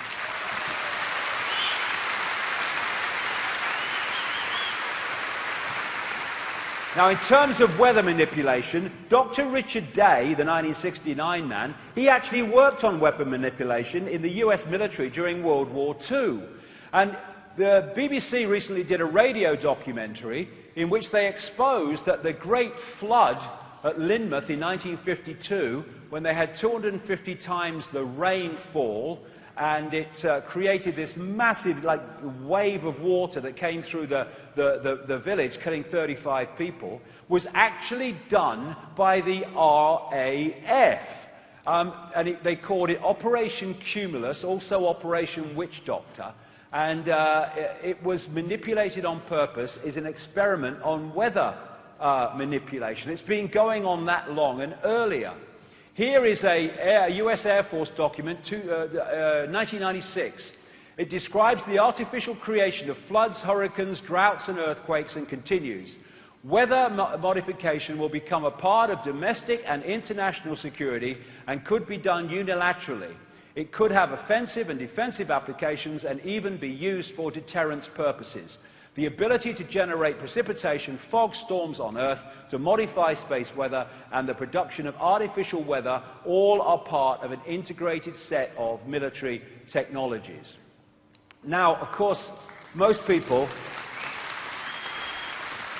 will now be bloody aware, my God, were we bombarded this year or what?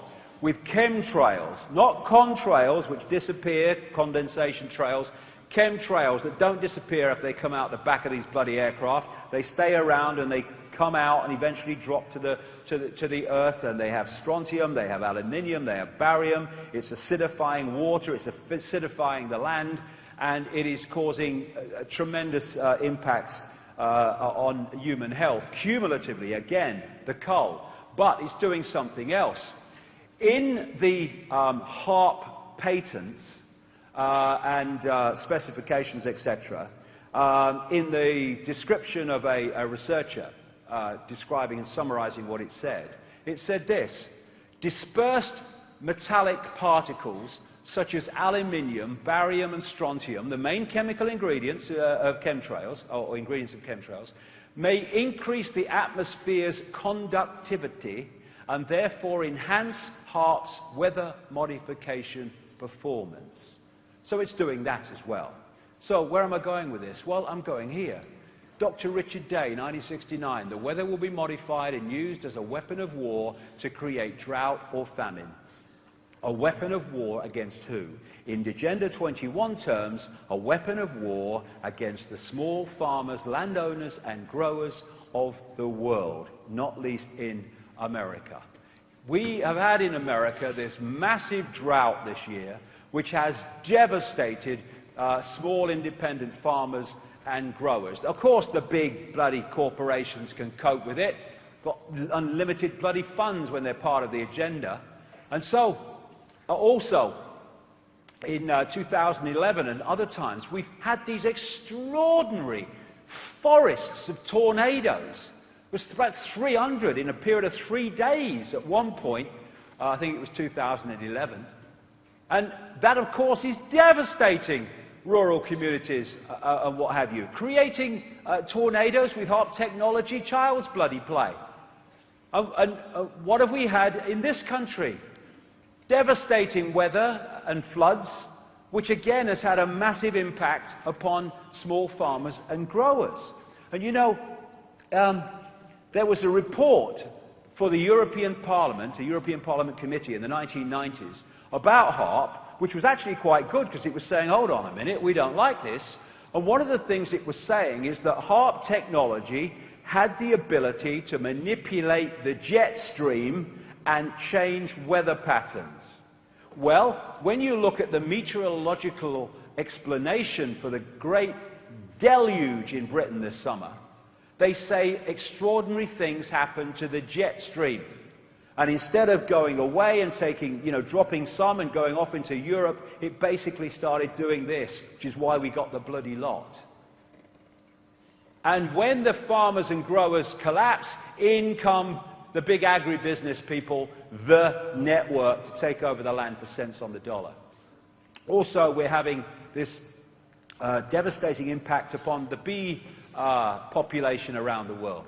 Monsanto, another word for bloody evil. And the other part of this is to create food shortages. Food shortages because it's not there, because of the production, and food shortages that people simply cannot afford it because it's so bloody expensive.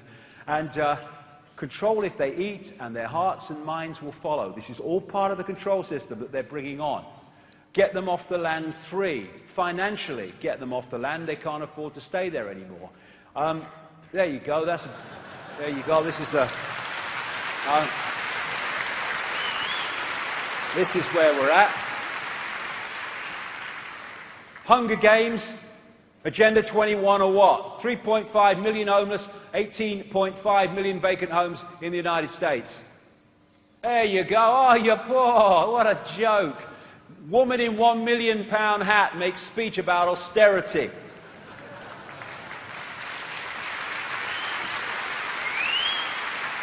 Praying for starving children while sitting on a golden throne.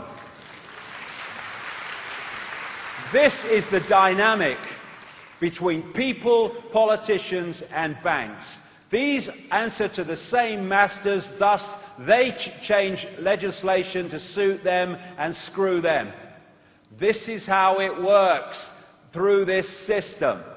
This is why the governments are not doing what's right for people, economically or any other way. They're doing it for that which they represent. Politics, banking and all their other stuff.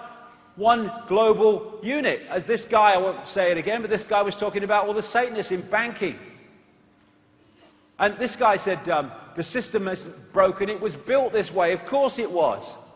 You know, let's get this right. I go to a bank, and you lend me money that doesn't exist, and then I pay you interest on it, plus the bloody principal, right? Let me get my head round that. But that's what's happening. They've created a system, because of the dynamic of the politicians representing the banks. Legislation has been passed that allows banks to lend at least 10 times what they have on deposit, fractional reserve lending. So every time we borrow $50,000 from a bank, or putting $50,000 into a bank, let's put it the other way, they can now lend 10 times that, which doesn't exist, to other people that come and want a loan. It's interesting when you follow this around the banking system. One loan. I go for a loan. Can you lend me £50,000? Yes, I can. Why were you going to lend it me? I'm going to type £50,000 into your account. Where's it coming from? Well, just type it in. That's no problem. So, okay, now you've got £50,000, right? Which we have created out of nothing. Fresh air. Okay, so you get it. In theory, these figures on your screen. You see a car you like. You go over here. And you say, I'll pay for the car. You give him 10 grand or 5 grand for the car, whatever. He then takes that money and he puts it in his bank. Now this bank can lend 10 times that, which has come from this, which was created out of bugger all in the first place. And when you follow this through the banking system, the amount of money that can be created from a single loan that was out of nowhere in the first place is absolutely bloody fantastic. These people, if they were charged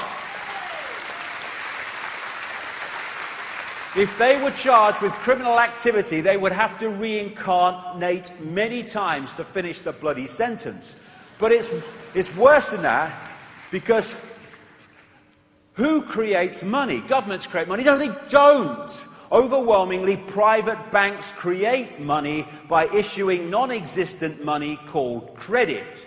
Thus, this is how the economic cycle goes. Banks issue lots of credit. A boom is created. In the boom, people feel more confident because they've got lots of orders in their business and they've got jobs look safe. They borrow more money. Companies borrow money for more plant and machinery.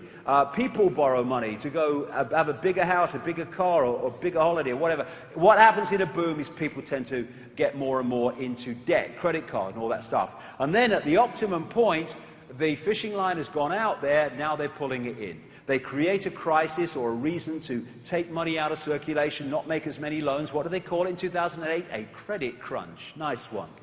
And then suddenly there's not this same amount of money in circulation, even non-existent stuff, to create the economic activity that was created before. So suddenly people can't buy as many things, people don't sell as many things, and therefore businesses start to shed workers or go out of business. People can't pay their mortgages, so they lose their homes. And the banks that have created this situation by lending money that doesn't exist plus interest then get all that wealth that does exist as they call in loans of collateral. And this is how, over centuries, fishing line out, fishing line back, they have hijacked the real wealth of the bloody world. And the Rothschilds are massively behind this in the banking system. This is Nathan Rothschild, the man who was responsible for building up the Rothschild empire in Britain. I care not what puppet is placed upon the throne of England to rule the empire on which the sun never sets. The man who controls Britain's money supply controls the British Empire, and I control the British money supply. And if you have one single currency, whoever controls that money supply controls the bloody world. That's the idea. And if you control the banks, and you control the central banks, and you control the reporting of the financial industry, you stitch the whole bloody thing up. In 2008, when the crash happened, I said that three things would happen. First of all, there was the crash of 2008. That had happened. Then that said there's a problem. Two, governments throw fantastic amounts of borrowed money, credit at the perpetrators, the banks, until the financial barrels are empty. We're there.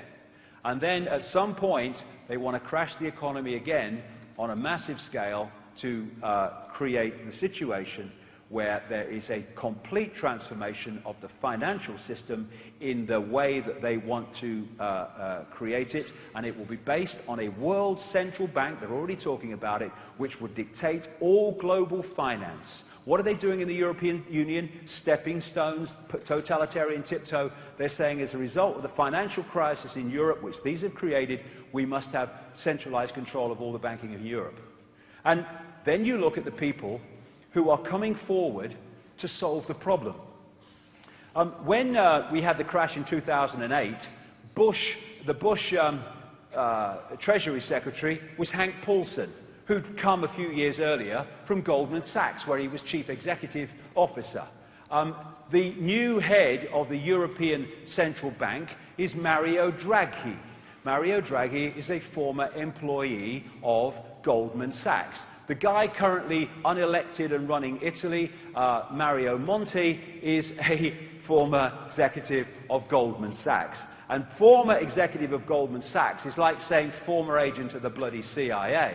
They never are. So all this money was hosed at the banking system, and in that way, a banking crisis became a government crisis, because now the money's come from the government to the banks, and the governments are then making it a people crisis.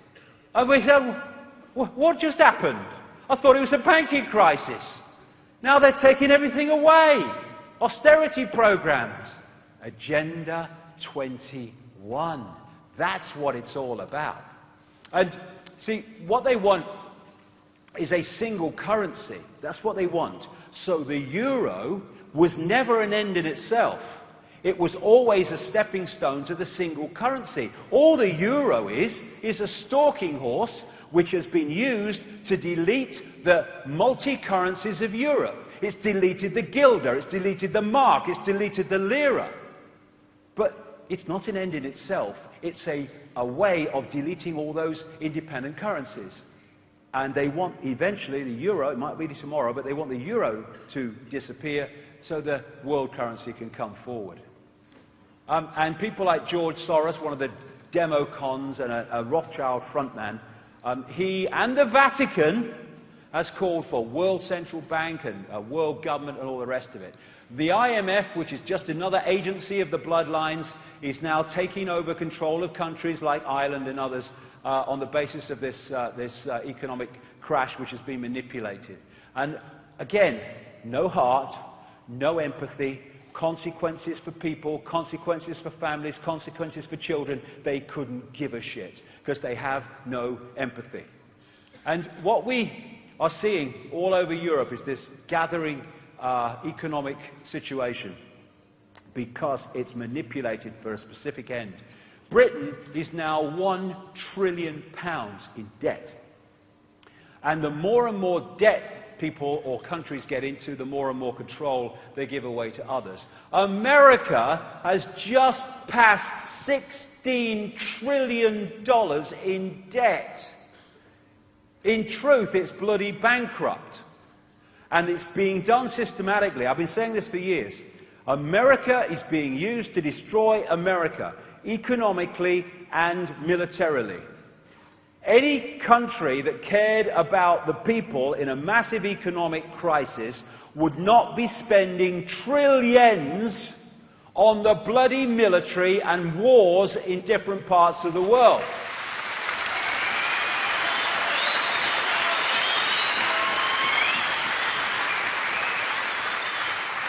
But it ain't the American military.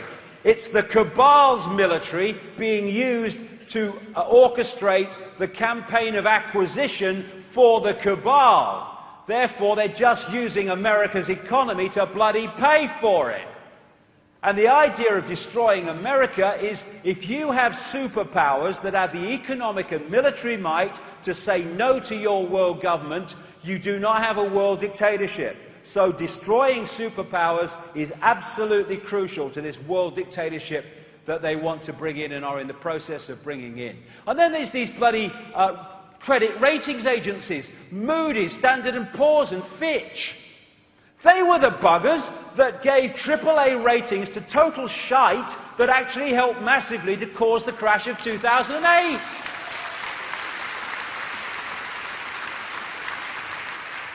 Now, they're credit rating countries and bringing mayhem. And the media are saying, oh, there's trouble at Mill for Portugal. The credit ratings agencies are downgrading. They're bloody owned by the same people that own the banks, for goodness sake. It's all a scam. And this is the Hunger Games world, the Agenda 21 world that's unfolding. And you know, it's great that people are challenging this thing with the protests and stuff, but you need to go more than that, and they need to get streetwise. Because in the end, this world government structure of fascist control, it's not bothered about what the form of control is, it just wants the control. So it's quite happy for independent banks and biotechs and energy companies to be brought together under so-called government control, under like Orwell's ministries. So they'd have a World Ministry of Oil, a World Ministry of Biotech.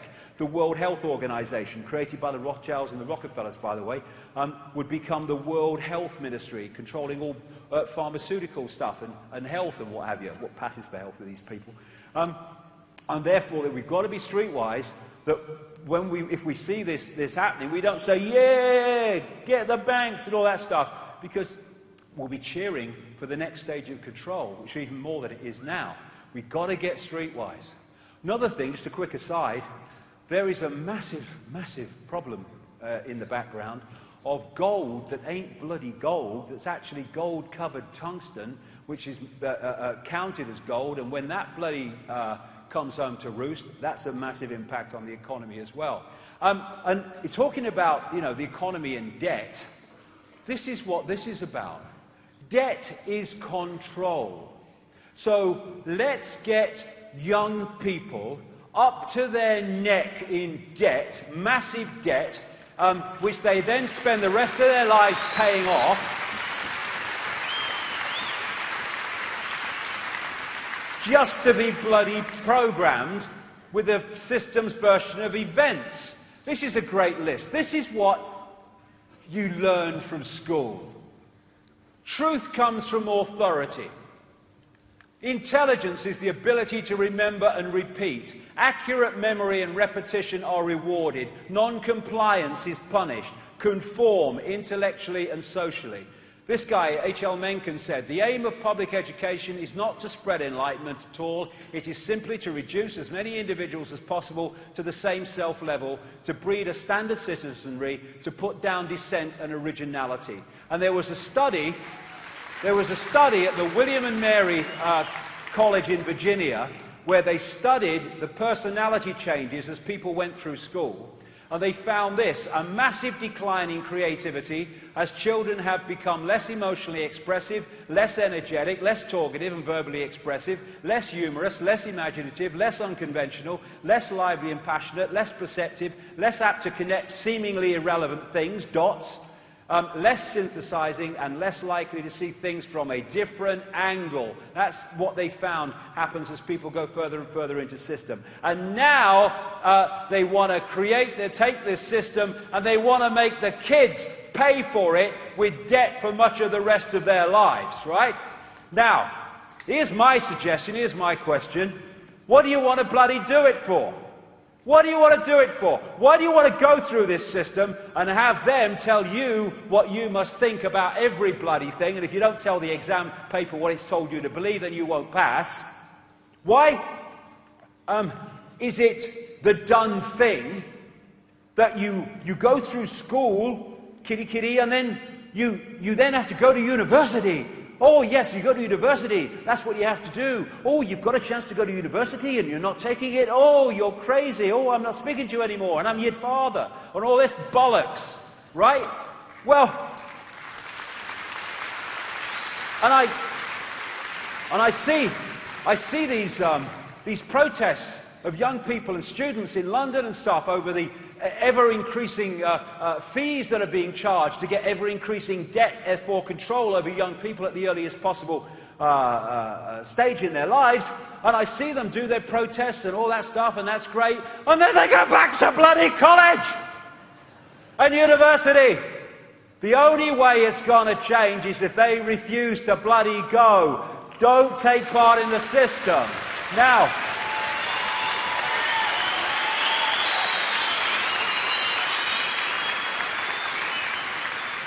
and then they say, well, I won't get a good job if I don't go to university. I know university students are packing shelves in supermarkets. Surely you have the creative ability to create a life without going through this frigging sausage machine. Of Come on, we can do this. We don't need the bloody system.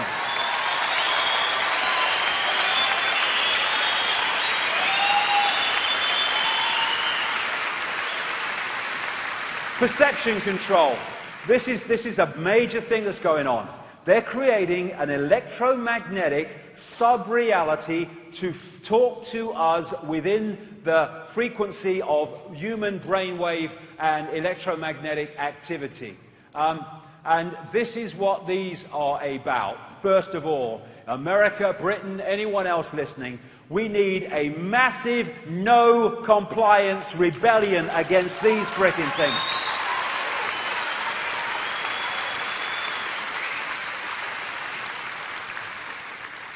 Watch the word smart. Big red alert. Smart is the buzzword of Agenda 21. It talks about smart meters, smart grids, smart cities, human settlement zones, smart growth, smart drugs, smart frickin' arse. That's when he's talking about smart Agenda 21. And what is this bloody old thing? This is in their own bloody documents, not bloody, sitting in a darkened room working this out, bloody telling you. This is a plan to create eventually a global smart grid. And what the smart meters are, as part of the smart grid, they create, in effect, a electromagnetic internet, wireless internet, in your home. Very, very bad for health, especially the young. And also, it's about not only picking up information from your home and delivering that information to a central source, but also bringing information into your home within the human brainwave and electromagnetic frequencies to speak to you subconsciously and deliver you with the perceptions that they want. Let's look at this. This is CIA Director David Petraeus in a speech he made, or a talk he talked about the Internet of Things. This is what he said. Items of interest will be located, identified, monitored and remotely controlled through technologies such as radio frequency identification, microchips, sensor networks, tiny embedded servers and energy harvesters, all connected to the next generation of internet using abundant, low-cost and high-power computing that would transform the art of spying and allow people to be monitored and automatically without planting bugs or direct infiltration.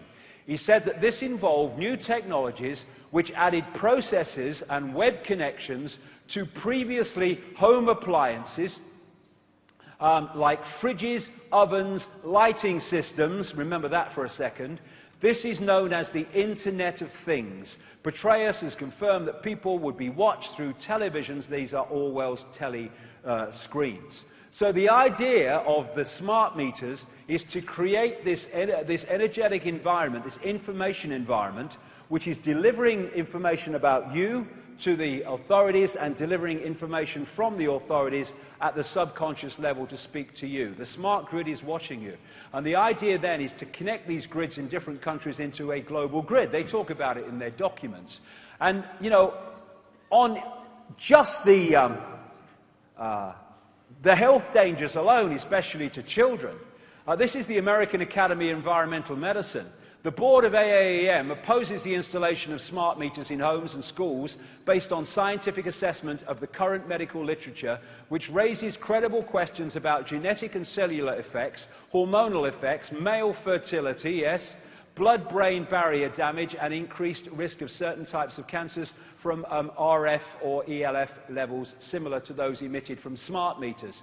The board finds it unacceptable from a public health standpoint to implement this technology until these serious medical concerns are resolved. We consider a moratorium of installation of wireless smart meters to be an issue of the highest importance. Ignored because why? It's the agenda for Agenda 21. This lady thought she'd go green. She doesn't have to quite yet, but they wanted to very shortly in America, with these green anything but bulbs, which are now being imposed upon us in Europe, of course, and other places around the world. And she thought she'd buy some of these things, these bulbs that got mercury in them, and she put one in her daughter's bedroom, and it broke. So she called Home Depot and asked them what she should do. And they said, well, you better call the state authorities and they'll tell you. And they told her she had to employ this private company to come and clean up her daughter's bedroom of this contamination from mercury. And it cost her $2,000 for one light bulb. And if you look at the British health advice and regulations for these things when they break, it's do everything but evacuate your bloody home. It is ludicrous. These mercury bulbs are going to go and are going onto, open bloody rubbish sites and tips, and they're going to break. Of course they are, and the mercury's going to get in the groundwater supplies and all that stuff. And we're talking billions and billions that are used around the world. And the other thing about this, you know what that is? That is a transmitter of information. That's what that is, and I'll tell you what I mean. Red flag when any authority doesn't say, we encourage you to use these, but says, no, you are going to use these because we're going to ban the bloody alternative. That's what they've done with these bulbs, and when they do that, it's the agenda. And when it's the agenda, it is more than what seems to be the case, and it's always about human control and often increasingly destroying human health. The woodpecker signal came about, I think it was in the 1970s, came to light, and it was a signal that the Soviet Union was broadcasting into America, and they called it the woodpecker signal because it was going rat-a-tat-tat, rat-a-tat-tat like a woodpecker. And what it was doing was delivering subliminal information into America to affect the perceptions of Americans. And these two guys, Dr. Robert Beck, an expert in nuclear engineering, and Dr. Michael Pessinger of the Laurentian University in Canada, an expert in extremely low-frequency radiation, they made a study of the potential of electromagnetic mind control. This is what the smart meters are, electromagnetic mind control. Dr. Beck told a Psychotronics Association conference in 1979, that long ago, that human subjects exposed to certain ELF field patterns reported sensations of uneasiness, depression, and foreboding. He said that he had measured the Russian woodpecker signal and found that it was acting like gangbusters right in the window of human psychoactivity. Exactly. Get in there by going on the same frequency the bloody brain works on. Now, here's the point. He said the signal was, the woodpecker signal was permeating power grids in the United States. It was being picked up by power lines, re-radiated, and it was coming into homes on the light circuits. Now, that was doing that in a light circuit electrical system that was not purpose-built for the job. The smart meters and the smart grids are purpose-built deliverers of subliminal information into every home and business that is involved in them. If we don't say no to this, then might as well put our bloody hands out and get the shackles on. Come on, enough!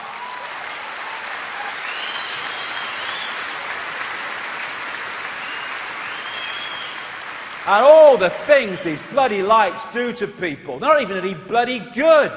You go to a hotel with them in, I never put them on. Which, when you bloody do, you can't read anything. They're rubbish, because that's not what they're there to do. And this radiation agenda, look at that. That's 5-minute, 15-minute rather phone call on these bloody things. What do they put phone calls on one of the most lethal parts of the electromagnetic spectrum? It's bloody lunacy.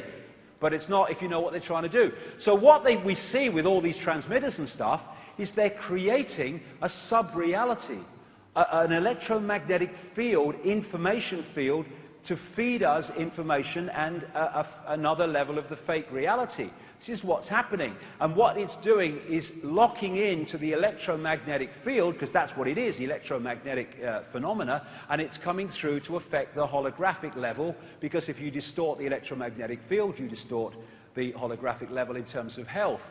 And this guy, Michael Persinger again, a neuroscientist at the Laurentian University in Canada, said this, absolutely right. For the first time in our evolutionary history, we have generated an entire secondary, virtual, densely complex environment, an electromagnetic soup that essentially overlaps the human nervous system. Exactly. This is what we're looking at. This is the paddle stores in Shit Creek we're looking at here. Finding out what's bloody happening so we can do something about it. The radiation agenda, I've been looking at this for bloody years, ticking off the sources of radiation as they just compound on top of each other. One of the things that the European Parliament report said about HAARP is that it was punching holes in the ionosphere and allowing cosmic radiation in that shouldn't be getting in. You've then got the smart meters, you've got the electricity grids, you've got the phones, you've got the Wi-Fi, and then you've got all the bloody spent uranium that's coming in the weapons, in all these bloody wars they're dropping, these bombs they're dropping around the world, and you're getting all these genetic effects, horrible genetic effects in the next generation because of the distortion of the DNA, yes, distortion of the genetic structure. And then you've got Fukushima. I'm not going to go into this now, but it's in my last book, Remember Who You Are. I have no way Fukushima was a bloody accident. No way. And look at it. Ever since, it's been pouring ridiculous amounts of radiation into the atmosphere. And maybe there's another reason for that. Because you know what people say who research this but only get as far as the 5 sense level? They say, but why would these people poison their own atmosphere? Well, the people, the entities behind this are not like us, and they want control of the planet. They cannot come here for long because there are vibrational and atmospheric reasons why they can't stay, and that's why they need the bloodlines as middlemen and women. What if, a big what if I say, that they're trying to change the atmosphere? And they have these bombs all over the world, these nuclear bombs called nuclear power stations. And I talked to a lady in the 1990s at length, a lady called Dr. Kitty Little. She was an Oxford Don, getting on in years at the time, and she had been massively involved in the nuclear industry, government level and stuff, various institutions. And she told me at the time, she said, you know, the Rothschilds were absolutely the people that brought in nuclear power. They were the ones that made it happen. And if the Rothschilds do it, there is an agenda for human control or human negative effects, because that's all they bloody do. So what about if they're changing the atmosphere? And another thing they say, people say, is why would they destroy their own planet? Well, this planet's different to the ones that they operate on. These bloodlines are the ones that are destroying the frickin' planet. These are the corporations destroying rainforests. People like Monsanto are destroying massively species diversity, so we're becoming a monoculture. The planet is being killed by these people. The organic planet is being killed by the inorganic. Monsanto wants to replace all natural crops and seed varieties worldwide with genetically modified species. They are creating the GMO superweeds, which are creating mayhem. This is the Archon world, what the corporations are doing to the rainforests. And the bloody Greens ought to turn their bloody heads at this part of the agenda and not be diverted away from this bollocks which is being orchestrated by the people doing this. It's interesting that they talk about the Grim Reaper in terms of genetically modified food. The Grim Reaper, yeah, Saturn.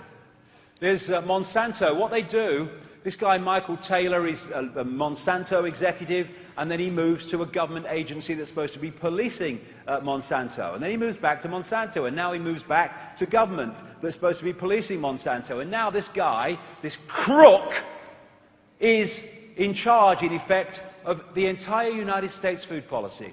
And he's a front man for Monsanto. There you go, GMO. What is it doing? It's genetically modifying us. And if you go to davidicke.com and the Medical Health Archive and look up Genetic Roulette, it's a documentary about the effect of GM on human genetics. It is absolutely a must-watch. So, perception control, Agenda 21.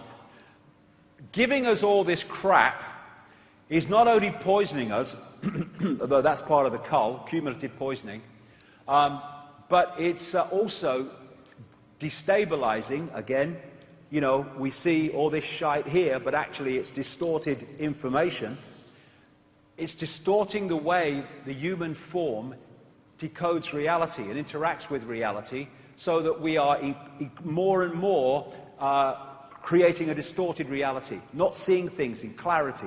It's like a computer that's malfunctioning.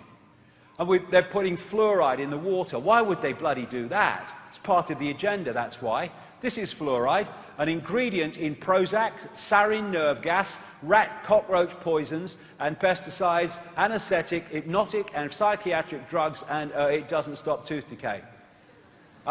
This is from the website of one of the companies that sells fluoride for water fluoridation. This is what it says about fluoride on its own website. There's many other examples of this with other companies that do it. Fluoride is used in the manufacture of effervescing steel and the smelting and refining of light metals. It is also used in fluoridation of drinking water as a wood preservative, an adhesive preservative, an insecticide, a protective coating for metals, a pickle for steels and other metals, a flux for soldering and welding, as well as a flux and pacifier for ceramic, glass and porcelain enamel. They're putting it in the bloody water. They're putting it in the toothpaste. That's what it's doing with fluorosis. But why would any sane people who care about humanity be putting the bloody waste products from the aluminium industry into drinking water and toothpaste? They would be doing it if they had an agenda for the mental, emotional and physical suppression of humanity. That's why they would do it. And some research is pointing to the fact that fluoride, when it's connected with the aluminium in chemtrails, creates something called aluminium fluoride, which has been connected to mass sedation and dementia. And this guy, Dr. Dean Burke, 34 years at the National Cancer Institute in America, said in point of fact, fluoride causes more human cancer death, and it causes it faster than any other chemical. Think cull agenda. And it calcifies the pineal gland, which takes us into other levels of reality. And now they're openly talking about putting lithium in the drinking water, which will make us happy and love our servitude, exactly as Aldous Huxley talked about in Brave New World. And this is how they're doing it, because Big Pharma connects into the same bloody force as the secret societies, Satanism, and the political structure. Thus, they all work as one unit. And it's the same with the World Health Organization and the pharmaceutical cartel. They all work as one, and therefore they come together to say it's great to poison the immune system of babies and very small children while the immune system is still forming, because then the immune system will never ever be as effective through their lives as it would have been left to its own devices. And this guy, Bill Gates, watch him like a bloody hawk with field glasses on. This guy is involved in everything in terms of funding through the Bill and Melinda Gates Foundation. That is the agenda. Funding vaccinations around the bloody developing world on a massive scale. Funding things and promoting climate change being real. Putting sulfur in the bloody atmosphere to manipulate on behalf of saving the bloody planet. We need saving from Bill Sodding Gates, in my view. And He's obsessed with population control, and now he's getting in with Monsanto and bloody Bono and these people, bloody genetically modified food with his vaccines in places like Africa, because we have to have genetically modified food because then we can feed the world. No, we can't. We will starve the world because it destroys the soil, it destroys the crops, and it destroys genetic diversity. They are unbelievably, in terms of scale, drugging the young of the world, finding more and more reasons to give them drugs. Attention deficit disorder. I've got an answer to that. Give them something interesting to do, or let them express their own uniqueness.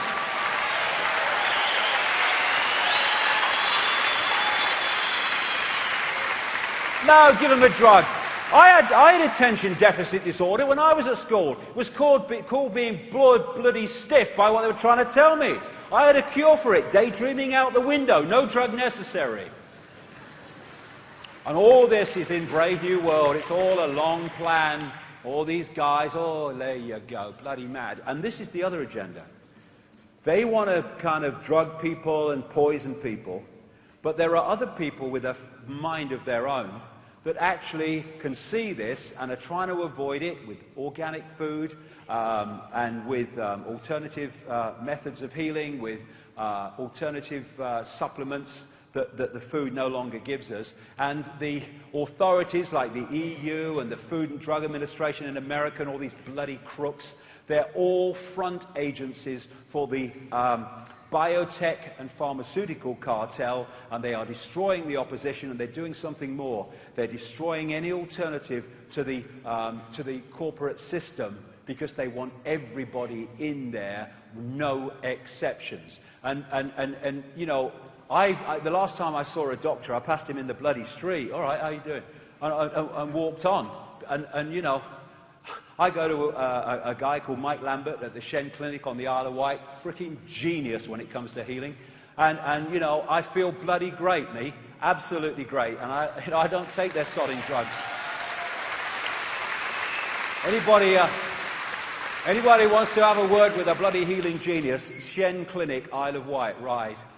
Thoroughly recommended. Now, the Fabian Society was actually named after a Roman general called Fabius, and his claim to fame was never having battles with the enemy that could prove decisive either way.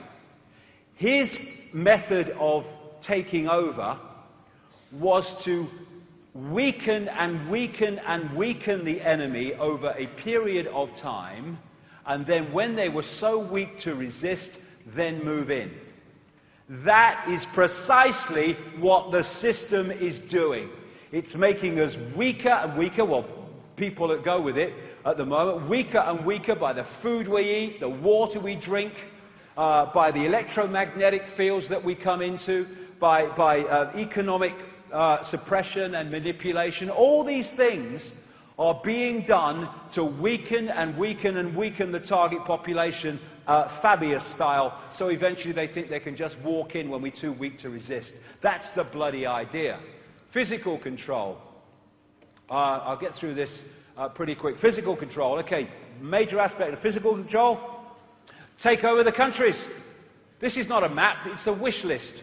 It's a wish list of countries in North Africa, the Middle East and the Near East, which they are picking off one after the other. Libya, now they're into Syria, they're starting trouble in Lebanon, they're in Iraq, they're in Afghanistan, of course they want Iran. And what they're doing is they're finding different excuses to pick off different countries, because they have to find different excuses, or people might think that there's a pattern here. This is what Libya looked like in 2007, this is what the same street looks like in 2011. This is Libya. Hey, you are free. And this is what happens when you pepper bomb cities to protect civilians from violence. What happened? I got no brief for bloody Gaddafi and all that stuff, but that's not the point. What happened was that they've got this system where they want to target someone. So what they do is they fund and train rebels covertly, and they bloody arm them.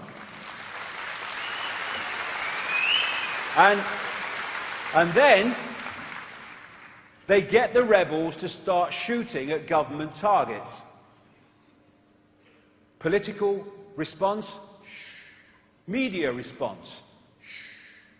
Then the governments start shooting back at the rebels. Political response, they're shooting and killing their own people. Media response, the same. Oh, we've got to send people in, humanitarian. And in come the de facto bloody world army, NATO, dropping bombs everywhere.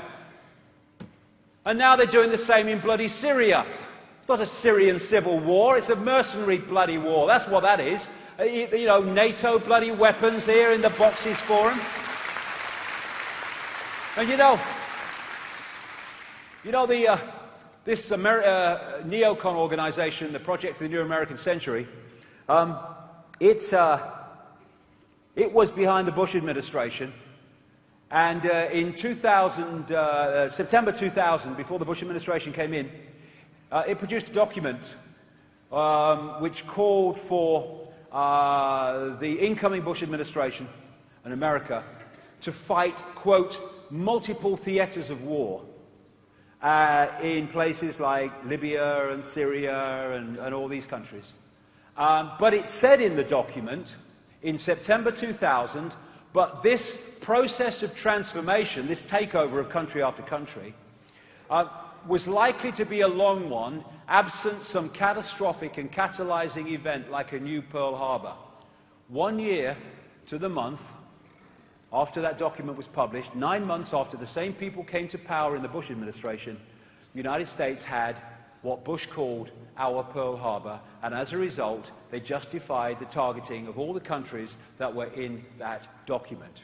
This is a man called General Wesley Clark, and he said this in a television interview. This is not God's gift of peace either. He led the NATO attacks in the former Yugoslavia. But he said in a television interview in 2007 that immediately after 9/11, he was told that a coup was being plotted by Dick Cheney, Vice President then, Don Rumsfeld, Defense Secretary, Paul Wolfowitz, Defense Secretary Deputy, and what he called a half a dozen other collaborators from the Project for the New American Century that included an invasion of Iraq.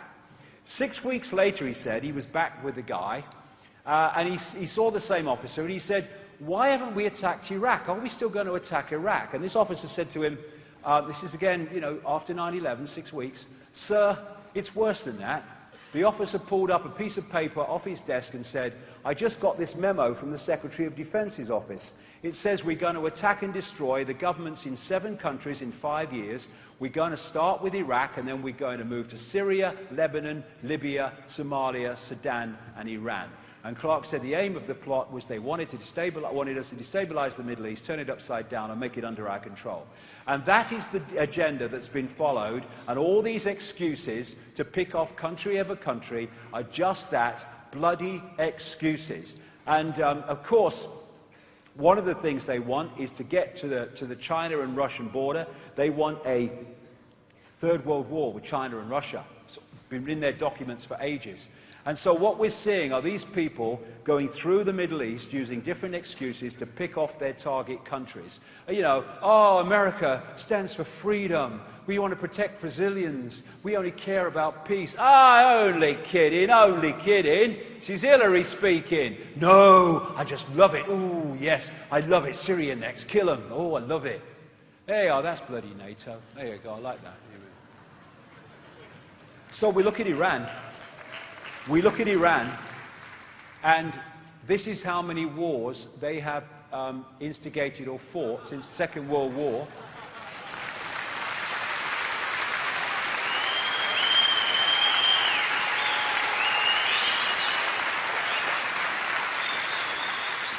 Actually, that's how many they've instigated for about 200 bloody years. This is how many the USA has fought with Britain in tag most of the bloody time since the Second World War. These are American bases around Iran. Who's threatening who, one wonders? Iranians are just the same as you and me. People that just want to get on with their lives and their families and all the rest of it. But let's demonize them. Let's demonize them and let's bomb them. Why? We have no heart. We love death. These bloody pillocks doing all this stuff. Violent extremists. Yeah, look in the bloody mirror. Look at them. Talk about inversion. The bloody terrorists fighting terrorism. I love it. War is peace, slavery is freedom, ignorance is strength. What is that? Archontic inversion. It's all a bloody movie that we're coming through, and it's all leading up to World War III. I'm not going to go into this in bloody detail because of time, but Rothschild Zionism, which is actually not about Jewish people, it's about a secret society created and instigated and controlled by the Rothschilds, that the Jewish people are just used as the bloody front to cover the real thing about Rothschild Zionism, which is it's a bloody secret society and part of the cabal. But the Rothschilds, you know, named after Saturn and all this stuff, they built the Knesset, they built the Supreme Court building, and what they do is that anyone that challenges the Rothschilds and Rothschild Zionism and its agenda, they are called anti-Semitic and all this stuff. As this lady says, anti-Zionism is not anti-Semitism, and even bloody Orthodox Jewish rabbis are saying the bloody same.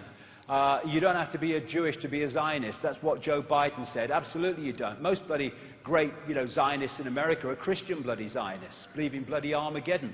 And you get Orthodox Jews that absolutely oppose Zionism.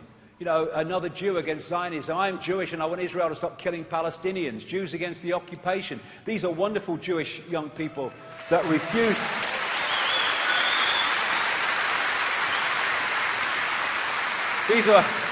These are wonderful Jewish young people that refuse to serve in the military and do this to Palestinian bloody kids. That's what we need. How many people know that this is going on between Jewish people and Ahmadinejad? Eh? How many people know this is going on? This is the dynamic between a country of 300 plus million and one of less than 8 million. Why? Because the Rothschilds are the controllers of Israel and they're controllers of the USA, and they're different hands on the same bloody body. And it's all this money that's handed by America to Israel. It ain't going to the rank and file Israelis. This is 400,000 people on the streets of Israel last year because of their economic situation. 2 people at least have set fire to themselves in bloody protest. And what we bloody need so much is for the people of Israel who are being suppressed by their bloody hierarchy come together in common cause with Palestinians and Americans and British and Australians and Africans who are being suppressed by their hierarchy.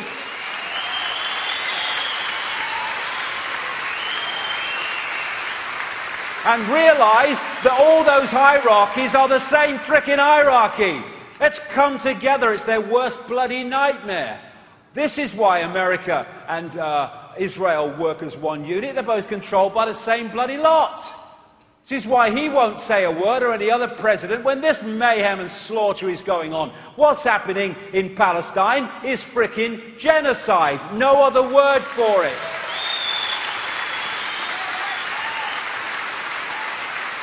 Genocide, the systematic and widespread extermination or attempted extermination of an entire national, racial, religious or ethnic group. This is Rothschild Zionism, this is Rothschild Zionism, so is bloody this.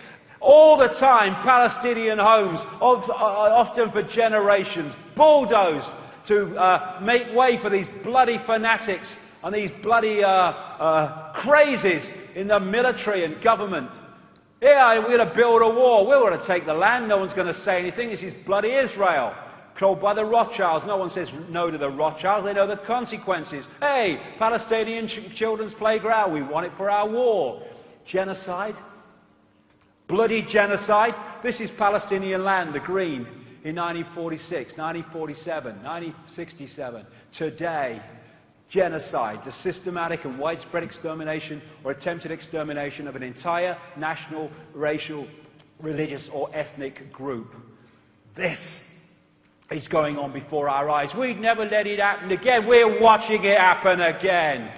The bloody Zion, bloody Olympics, New bloody Jerusalem, Zion. This is not even about Jewish people and the benefits. They were hung out to dry in bloody Germany. They'll be hung out to dry again whenever it suits these people. That's the bloody thing. The elephant in the living room. And people are terrified of talking about it because all the Anti-Defamation League and these Rothschild fronts jump on you. Anti-Semite, racist. They've tried it with me. But when you're saying we're all infinite awareness, having an experience, and the genetic spacesuit is fucking irrelevant, well, it's very difficult to make it stick. And even if it does, I don't bloody give a shit.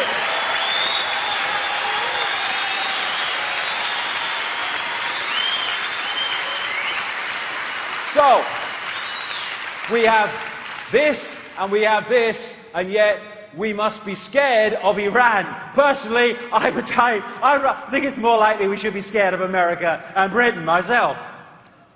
Rothschild Zionism want to take us, the Rothschilds want to take us into the Third World War. I've been saying this for years. And of course, Armageddon is supposed to come out of the Middle East. Third World War, it's all about death. These were invariant, all of them were Rothschild Zionists in the Project for the New American Century that orchestrated all this country after country takeover. But this guy, Albert Pike, was a high Freemason in America. And he wrote a letter, it said, some would say it's a forgery or a fake. Well, my God, I tell you what, these fakes and forgeries don't half tell a bloody tale with the hindsight of history. That's actually turned out to be true. Albert Pike, letter to Giuseppe Mazzini in 1871, he talked about 3 world wars coming, so that and each one would go towards eventually taking over the world. And he talked about the First World War and the Second World War and how the Second World War would create a homeland for what he called political Zionism. And then he said this about the Third World War. The Third World War must be fomented by taking advantage of the differences caused by the agentur of the Illuminati, the network, the bloodlines, between the political Zionists, Israel in other words, and leaders of the Islamic world. The war must be conducted in such a way that Islam, the Muslim Arabic world, and political Zionism, the State of Israel, because they knew that was coming even then, mutually destroy each other. Meanwhile, note that, mutually destroy each other. Are you listening, people of Israel?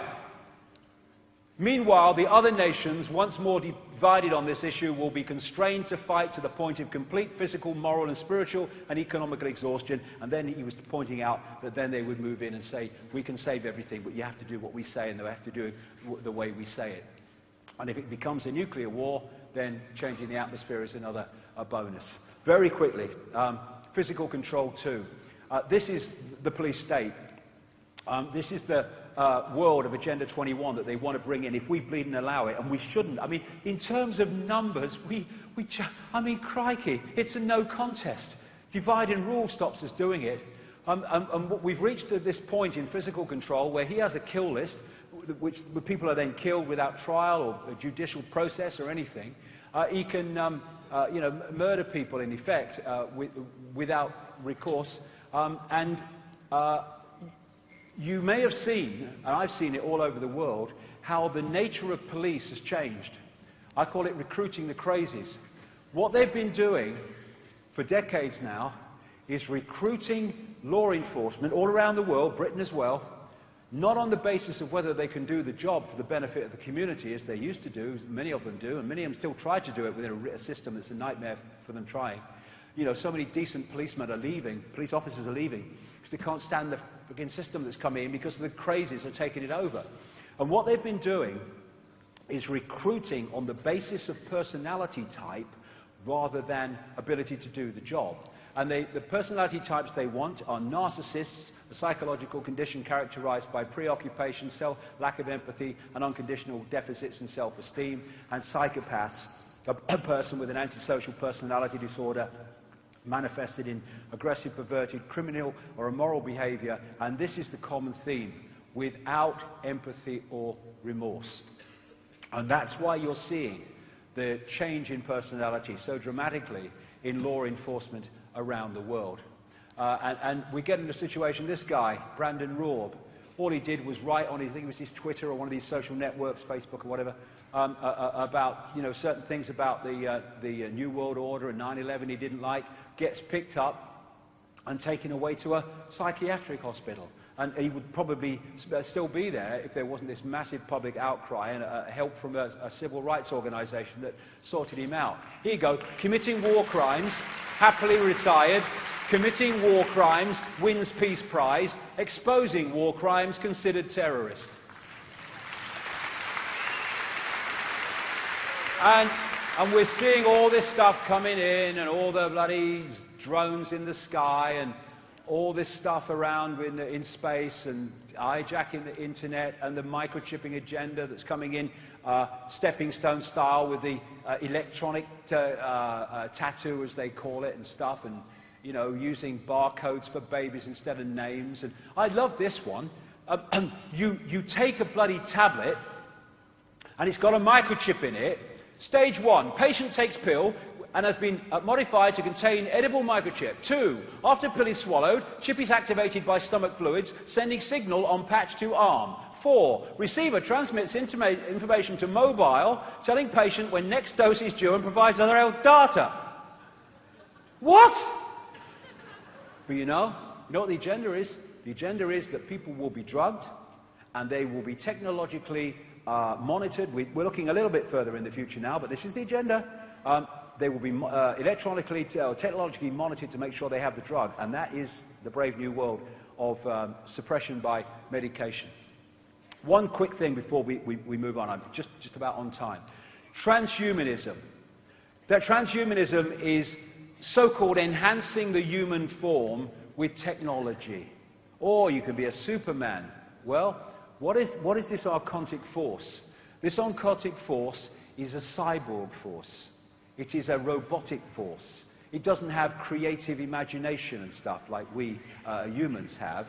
And what they want to do, just as they're destroying the planet's organic nature, is they want to turn us into them and destroy our creative abilities and to turn us into cyborgs. That's what transhumanism is all about. And so all these different things go into the same thing. Shit Creek, this has been the Paddle Stores. And just very quickly, what people have been listening to today in their various places around the world has taken the subliminal into the conscious. And that means that anyone listening to this will be far more difficult to manipulate and scam after this point, because what has been subliminal has come into the conscious mind. Now, I'll give you a quick example. Some people might have seen this, because it's not, it's around quite a bit. But if you haven't seen it, there are subliminals, very clear subliminals, if you know where they are, in these two pictures. And most people who've not seen them before will not be able to see them, about 95%. Well, for those who can't see them, that says sex there, and that says sex there. Now I've pointed out where they are. I've taken the subliminal into the conscious mind. From now on, every time you see that picture, the subliminal you couldn't see before will be the first thing you see. And that's what happens when you bring this information to the surface about what's going on. The language of symbols. So, and for people that haven't seen those pictures before, there you go. First thing you see. Conscious mind. This is why getting this information to the surface is so important. So, very quickly, the idea that all that I've talked about in this section alone is being orchestrated by men and women in dark suits around a table is ludicrous. That's just the play-out level. It's much deeper in the rabbit hole. We have to believe we have no power. We have to forget that we are infinite consciousness having an experience, so we become one of them. And, I'll say this finally in this section to people who think that you can escape from it by being spiritual and eating organic food and meditating and all that. Not knocking any of that. Be my guest. But this is what happened to people in China that were doing that, the Falun Gong people. They don't want people to wake up. They don't want people to go into other levels of reality and realize what's bloody going on. So they have been horrifically attacked, abused, and slaughtered and tortured as a result of simply wanting to be what we would call the basic New Age type of life. And so I say to New Agers and people like that who say, oh, it's negative. Listen, turn round and face it now. While we're still in a situation we can turn this around, or face it then. That's your choice.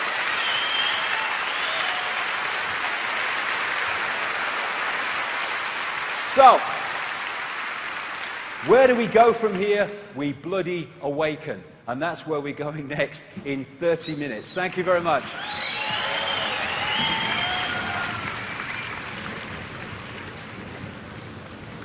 This final break is for 30 minutes. Please grab some refreshments and make it back to your seats in plenty of time for the final part of the show. And bring your voices with you. This is also your opportunity to buy the DVD David Icke Return to Peru. Please note this is new and currently only available to purchase exclusively at Wembley Arena. You may find this DVD in the upstairs foyer now, and it will also be available for a short time after the show has finished. Thank you.